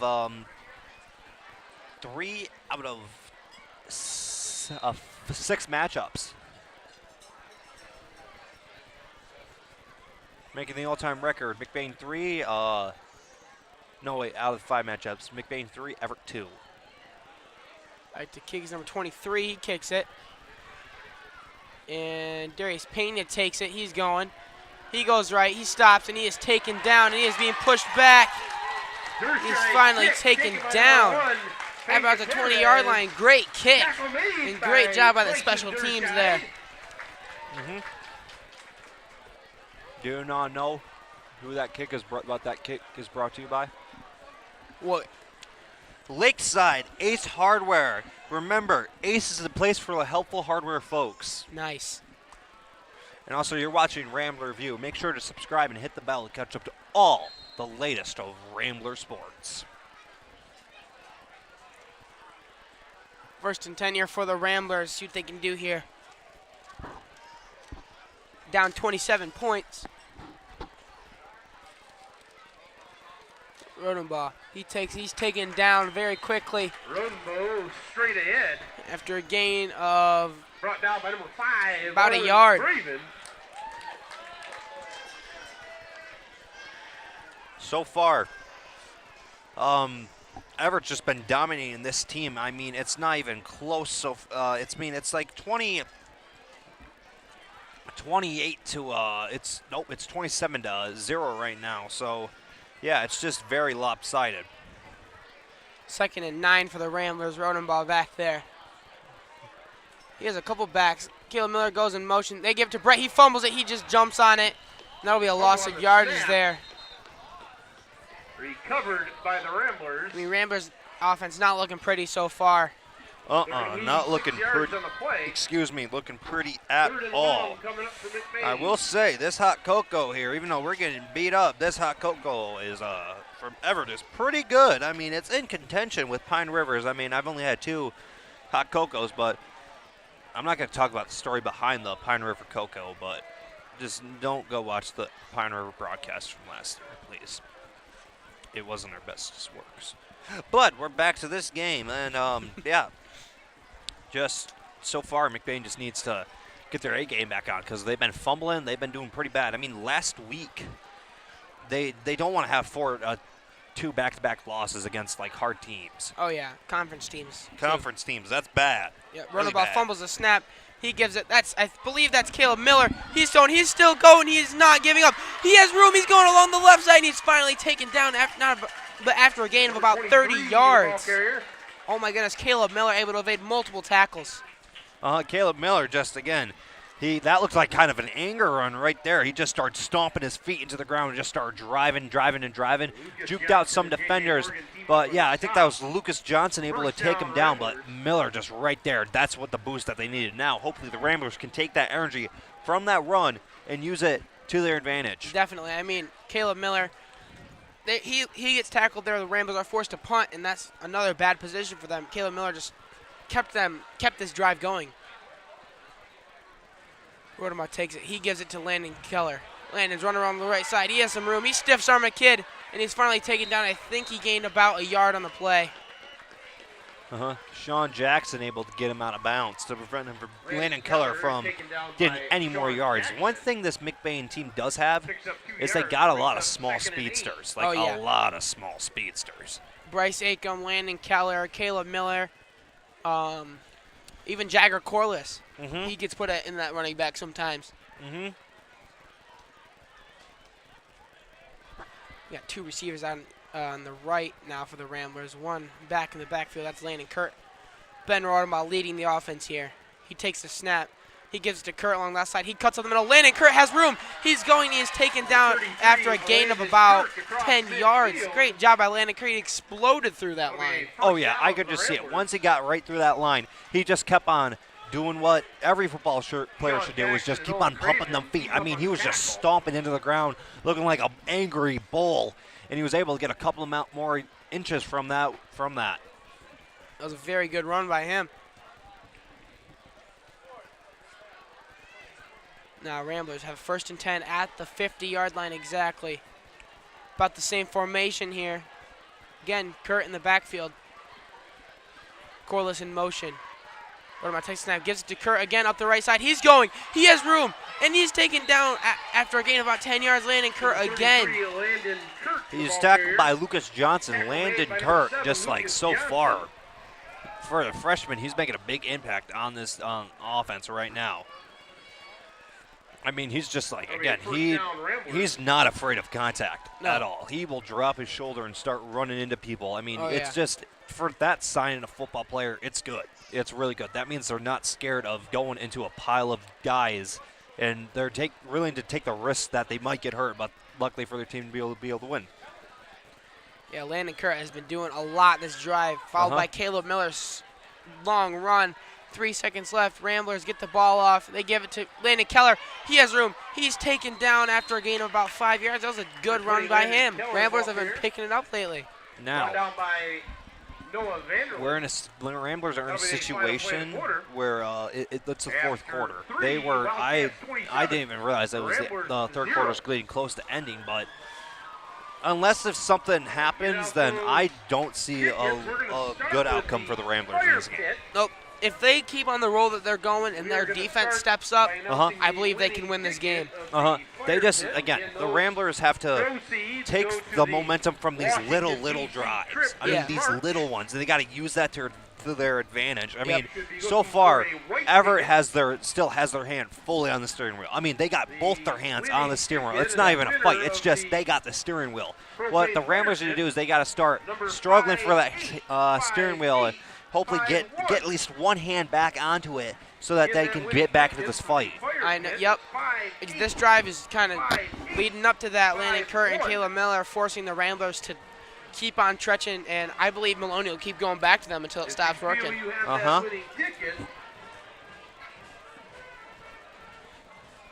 come on up to the booth. This is for the fire pit.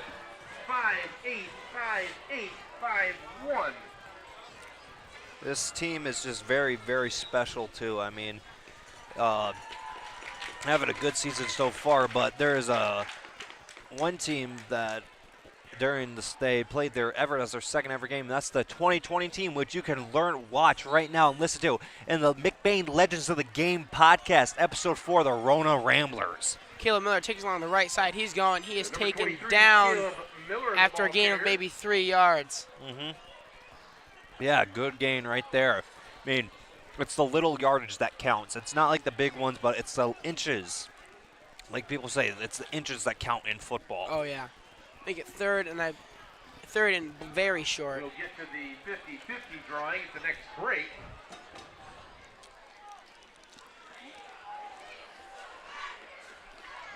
Luckily up here we got this Little Town jerky to keep us warm in this cold night. I don't know how it does, but it does. It does.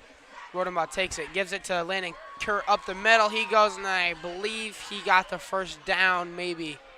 If not, it's very close. Number 33, Landon Kurt, the ball carrier. He is like down by inches. It'll be 4th and very close. Now, the situation right now is that if this was last year, do you know who they'd hand it off to right up the middle? Calvin. Yep, you said it immediately. They'd hand it off to Calvin McGillis right up the middle. And I mean, because the seniors that they lost last year, some of them were on varsity their entire freshman career. Yep. But luckily, the Ramblers just got to get over that, and they have some new potential superstars in the future in the making right here. Going to be a flag on the play. I'm not sure. Did you see anything there, Grayson? For the snap. No, I did not. Encroachment against the defense. That'll give the Ramblers a 1st down. It will be on the Wildcats, giving the Ramblers the 1st down. Claim the ticket 585851 for the fire pit.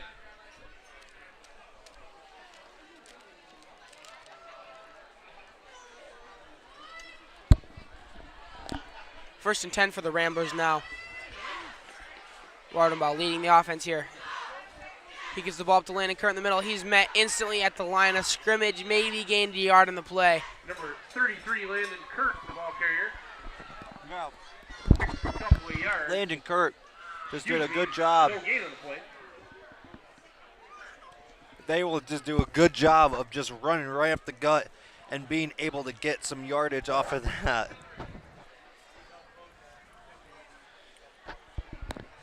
Make it 2nd and 10 here. Now this drive has been going pretty good so far, but as we know, in the past drives, McBain Ramblers have been getting all the way down the field and then turning it over at the end. Let's see if they can change that right now.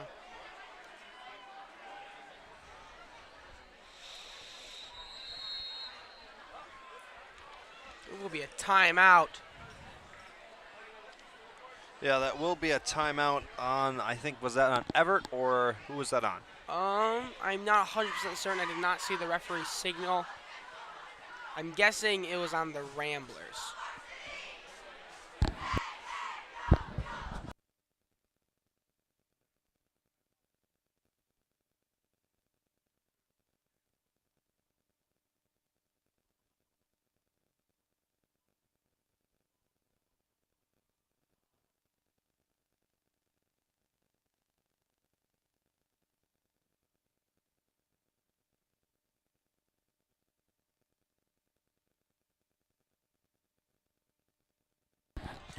And welcome back.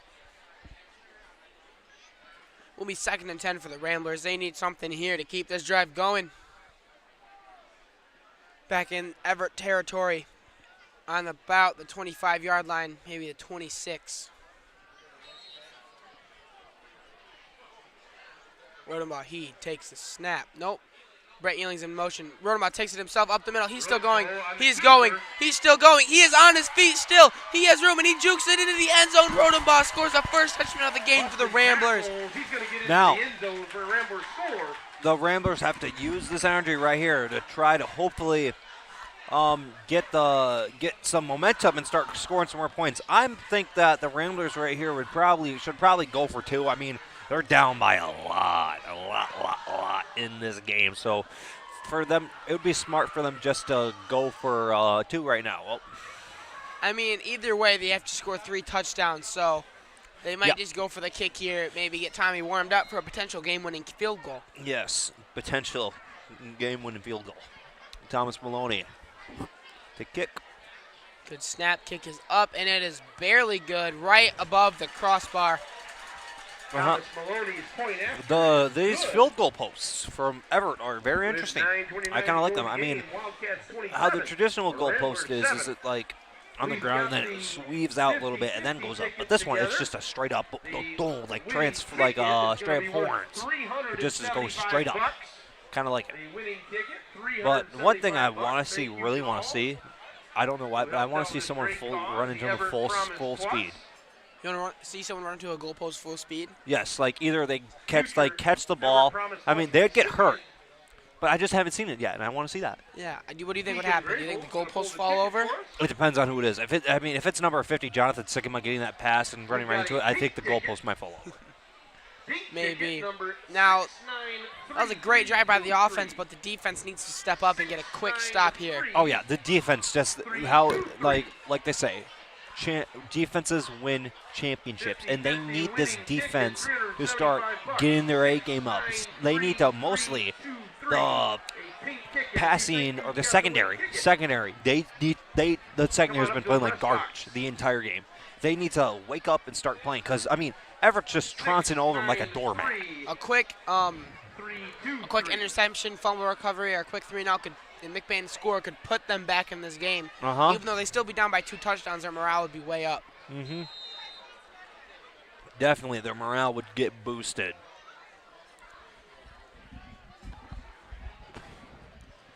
Eli Wilt talking to Tommy, maybe going for an onside kick here. They're talking. Conversating, perchance. Maybe switching up to an onside kick. Now there's much more people on the left side, maybe telling Tommy, kick it to the left side. We're going to get that football for you. Who knows?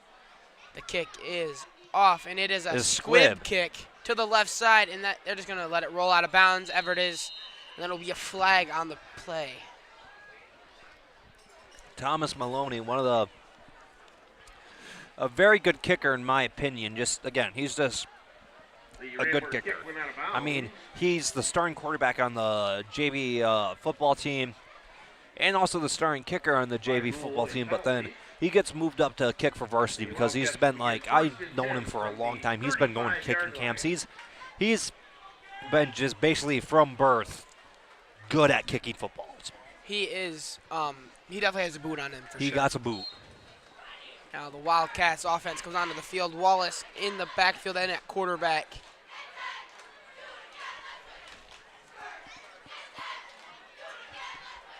He takes the snap. He's looking. It's a pass. He throws it over to the left side. That is number 5. Catches it. He's still going. He's still on his feet, and he dives forward. That is Craven with the catch, and he crawls forward for another 5 yards, gain of 15 on the play. That's going to be a first down, Wildcats. Owen, again, he's with the first half. We barely even said his name, but now in the second half, him, Anderson, the winner of the Owen, and Lucas Johnson have been like the number one word people we've been talking about on this Evart team. Oh, yeah. Thomas, About 9 minutes left in the game. Same formation looks like here. Yeah, Wallace and Jackson in the backfield. Wallace at quarterback. He hands it off to Jackson right up the middle. He has room. He's going. He's still going. He's still going. He's finally taken down. That was Jagger Corliss with the tackle. Again, picks up 16 yards. the biggest thing First down. for this Ramblers team is their secondary. Their secondary has been like, it's been terrible. It has been awful. I think a Pee Wee football team could play better than this secondary. I don't know about that one. I'm being brutally honest. They're not doing good. Kobe White in motion. He gives it to him on the left side. He's going, and he is grabbed and taken down after a gain of about 3 yards on the play. Ball came out. And there was a fumble on the play. I believe it will be the Rambler ball. Now, this again, they need to take advantage of this little momentum that they got and able to use that to their advantage to hopefully score on this drive and get back into this game. Yeah, and a quick shout out to my friend Austin on the sideline. See, he's pretty excited for that fumble recovery. Yes, he was very excited for that. This is just what the Ramblers needed. Now they need a quick score here.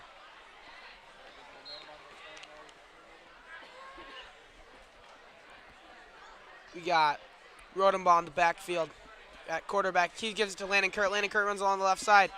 He gets hit by a bunch of Wildcats and taken down, I believe, maybe a gain of 1 or none. Gain of about 1 yard in the play. Again, like in the middle of this game, their main running back, Bryce Acom, got taken out. So now they got to use some of their other running backs like Landon Keller, Landon Kurt, and Caleb Miller, which are all capable running backs. But again, that's just a hard hit for this Ramblers offense. And they've all shown that they can get the job done. Landon Keller been able to, he's a very shifty individual. And now we have Rodenbaugh in the backfield again at quarterback. Landon Keller, sorry, to his right. We have Darius Payne in motion. They give to Darius along the right side. And Darius shakes off one hit, and he is taken down behind the line of scrimmage. A good jet sweep right there, but then it was unsuccessful. I mean, I'm pretty sure that now they're Everett's going to, McBain's going to start passing the ball out because, I mean, it's third down. Third and pretty long here. Yep, third and about 14. I mean, they got Darius Payne. He was a pretty good set of hands there. And we know we've seen from basketball season, he can jump.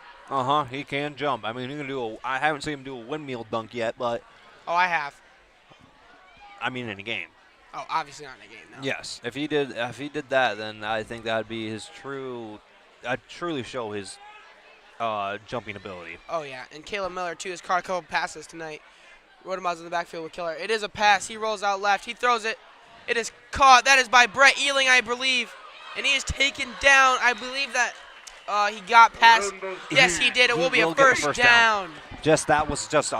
To me, it just looked like a Rodenbaugh just threw it up and hopefully someone would get it. And then Brett Ealing was just able to jump up like a basketball player and able to get the catch and luckily the first down. Yeah, Brett Ealing.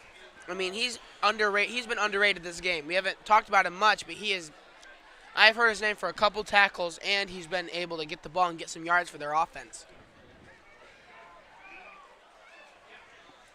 The Ramblers come 1st and 10 on the 45-yard line. 2 receivers out to the left. That's Landon Kurt in the backfield. Takes the snap. He rolls out left. It's a pass. It's a dump pass. And they give it to Caleb Miller. He's going. He has room. He's still going. He stiff starts someone, and he's taken down. That was by Jacoby White. Well, he was never truly taken down, but refs blow the whistle.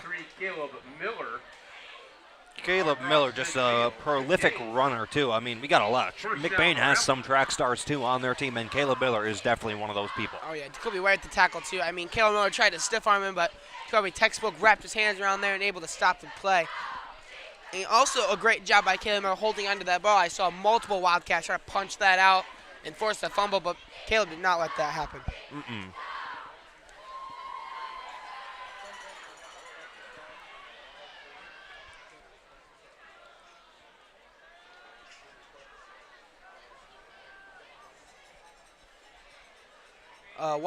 One receiver out right, 2 out to the left. That's Carson Murphy way out right.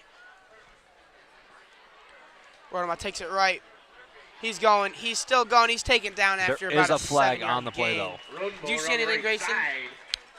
No, I don't really see anything, but luckily we got these amazing officials out here that are doing their jobs great and seeing all the things that we can't. Yep. It's going to be holding, I believe, on the offense. Against the Ramblers.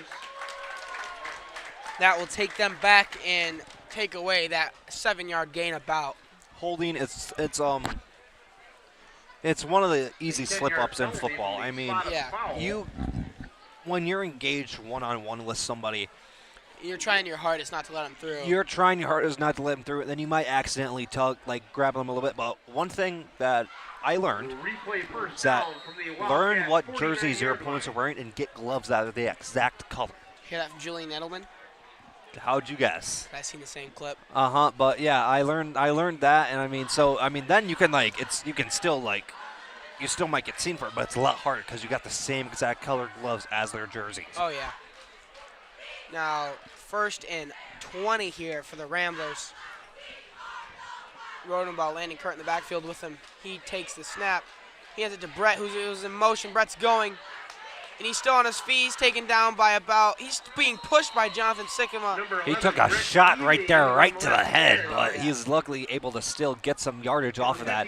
I'm hoping he's okay because he got literally shot right in the head. Oh yeah, he gets about 10 yards on the play back to the original line of scrimmage. Or sorry, he got hit at the line of scrimmage. Yeah, I think he might need to get taken out for a little bit. Yep. Yeah, no gain on the play. He got taken down right at the line of scrimmage. We got very little amount of time, and I don't think the Ramblers can get. They need about 3 more touchdowns here. I mean, need a miracle. Best they can do now is hopefully get the score and run about trips, and then there goes Miller. Miller goes. He's going. He's going. He beats everyone. He's finally taken down. That is number 5 with the tackle. And Craven, not after the huge gain. Caleb Miller, how many yards do you think he has today? Today he probably has up to a couple hundred. Well, right now he probably has up to 80 or 90. He's getting close to the 100 mark. Oh, yeah. Getting closer to the end of the game, we got to start thinking about the players of the game for both sides of the team. So far for defense, I'd say, he hasn't been here for the second half, but for the first half, it was definitely Bryce Acom. Yeah, Bryce Acom, I feel like he definitely deserved it. He had a total of 4 tackles, a forced fumble, and a pass deflection. Brought him in the backfield. Landon Kurt next to him. He hands it to Landon up the middle. Landon's going. He's going. He has some room. He's running, and he gets his touchdown. That is McBain Ramblers with a touchdown. Landon Kurt, the freshman. The freshman able just to run it right up the gut and get a touchdown. But yeah, just good job by him. And I feel like the Ramblers' offensive player of the game so far. There's a couple options. Landon Kurt. He's been good in the second half. Second half, Landon Kurt. Caleb Miller, though. Caleb Miller has been becoming a shocker right here and just been performing good. And then we also got Bryce. I know what the obvious answer might be Benjamin Rodenball, but I'd like to kind of take quarterbacks out of it because, putting a quarterback in it is kind of unfair because they're obviously going to get the most stats out of Kick is no good. No good. But the Ramblers have been running it more than anything today. And Wildcats 27. Ramblers 13.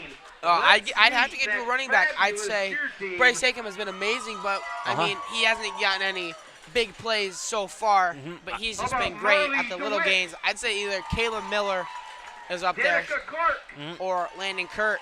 And then, yeah, just that. But then on the Evart side, I think, I mean, the obvious choice is to give it to Vanderlyn. Yeah, Noah Vanderlyn's literally had 3 touchdowns and a couple hundreds receiving, probably like over 100 receiving yards. Definitely. But yeah, obviously, but then defensively side, I'd probably say either Sean Jackson. I've heard his name a couple of times. I mean, I know we both haven't been really paying attention that much to the Evart defense, so it's kind of a little bit difficult. But we definitely got the first 3, definitely. Oh, and Craven has been good for their defense, oh, yes, too. Craven. We should probably, it might either be Craven or Jackson. We'll talk about it after the game. Yep. Ramblers trail by 14 points now. 3:33 left in the game. They need a miracle. Yes, they do definitely need a miracle, indeed. Tommy to kick. It's an onside. And the Ramblers could get it. Did they jump on it? Who came up with it? Rambler ball! That's the miracle they needed, Grayson Guernsey. Yes, the Ramblers definitely needed that with at least, again, there's so far in this second half, in this last quarter, they've been getting the momentum and shooting it out of the roof. I mean, they're like duck hunting right here. They're just shooting it into the sky. Oh, yeah, they can make this a one-possession game after this drive. If they score. We still got a possibility as if they score. They have been coming out hot this second half.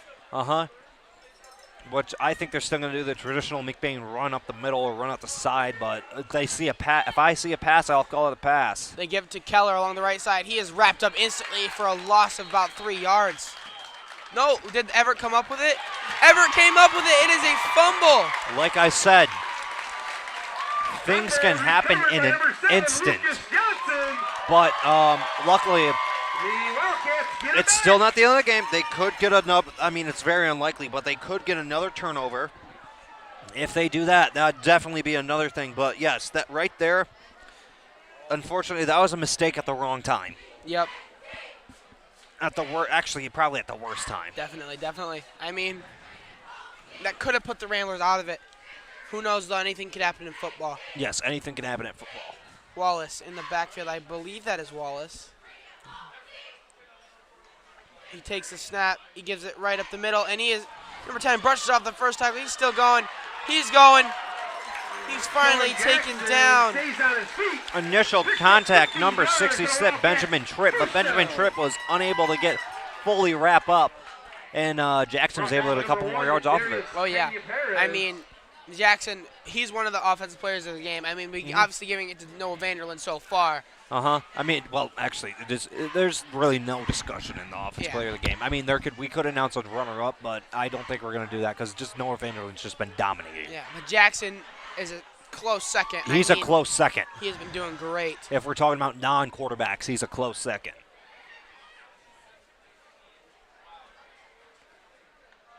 Wallace takes a snap. He hands it to number 20. He's going. He's taken down after maybe a gain of a yard.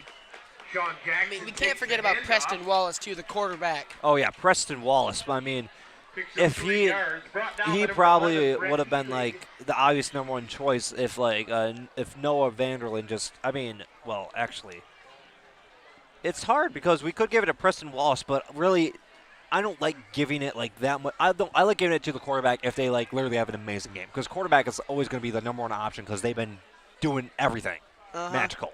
For sure. We have motion on the play. They give it to Jacoby White. He's running up the left side.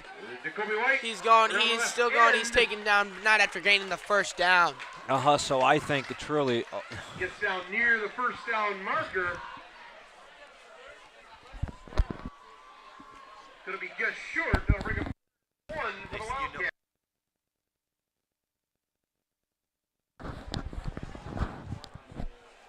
But yeah, just now, yeah, the Ramblers are in a situation where they gotta stop this. They gotta stop this game. But yeah, offensive player of the game for Evart probably. We're going to say it's Noel Vanderlyn. And then on defensive side, who was the one guy you said was pretty good? Owen Craven. Owen Craven. Yeah, he did pretty good. We should think about him too. And he stays on his feet, and he's finally taken down. That was Sean Jackson. That's going to be a first down, Wildcats. Another first down.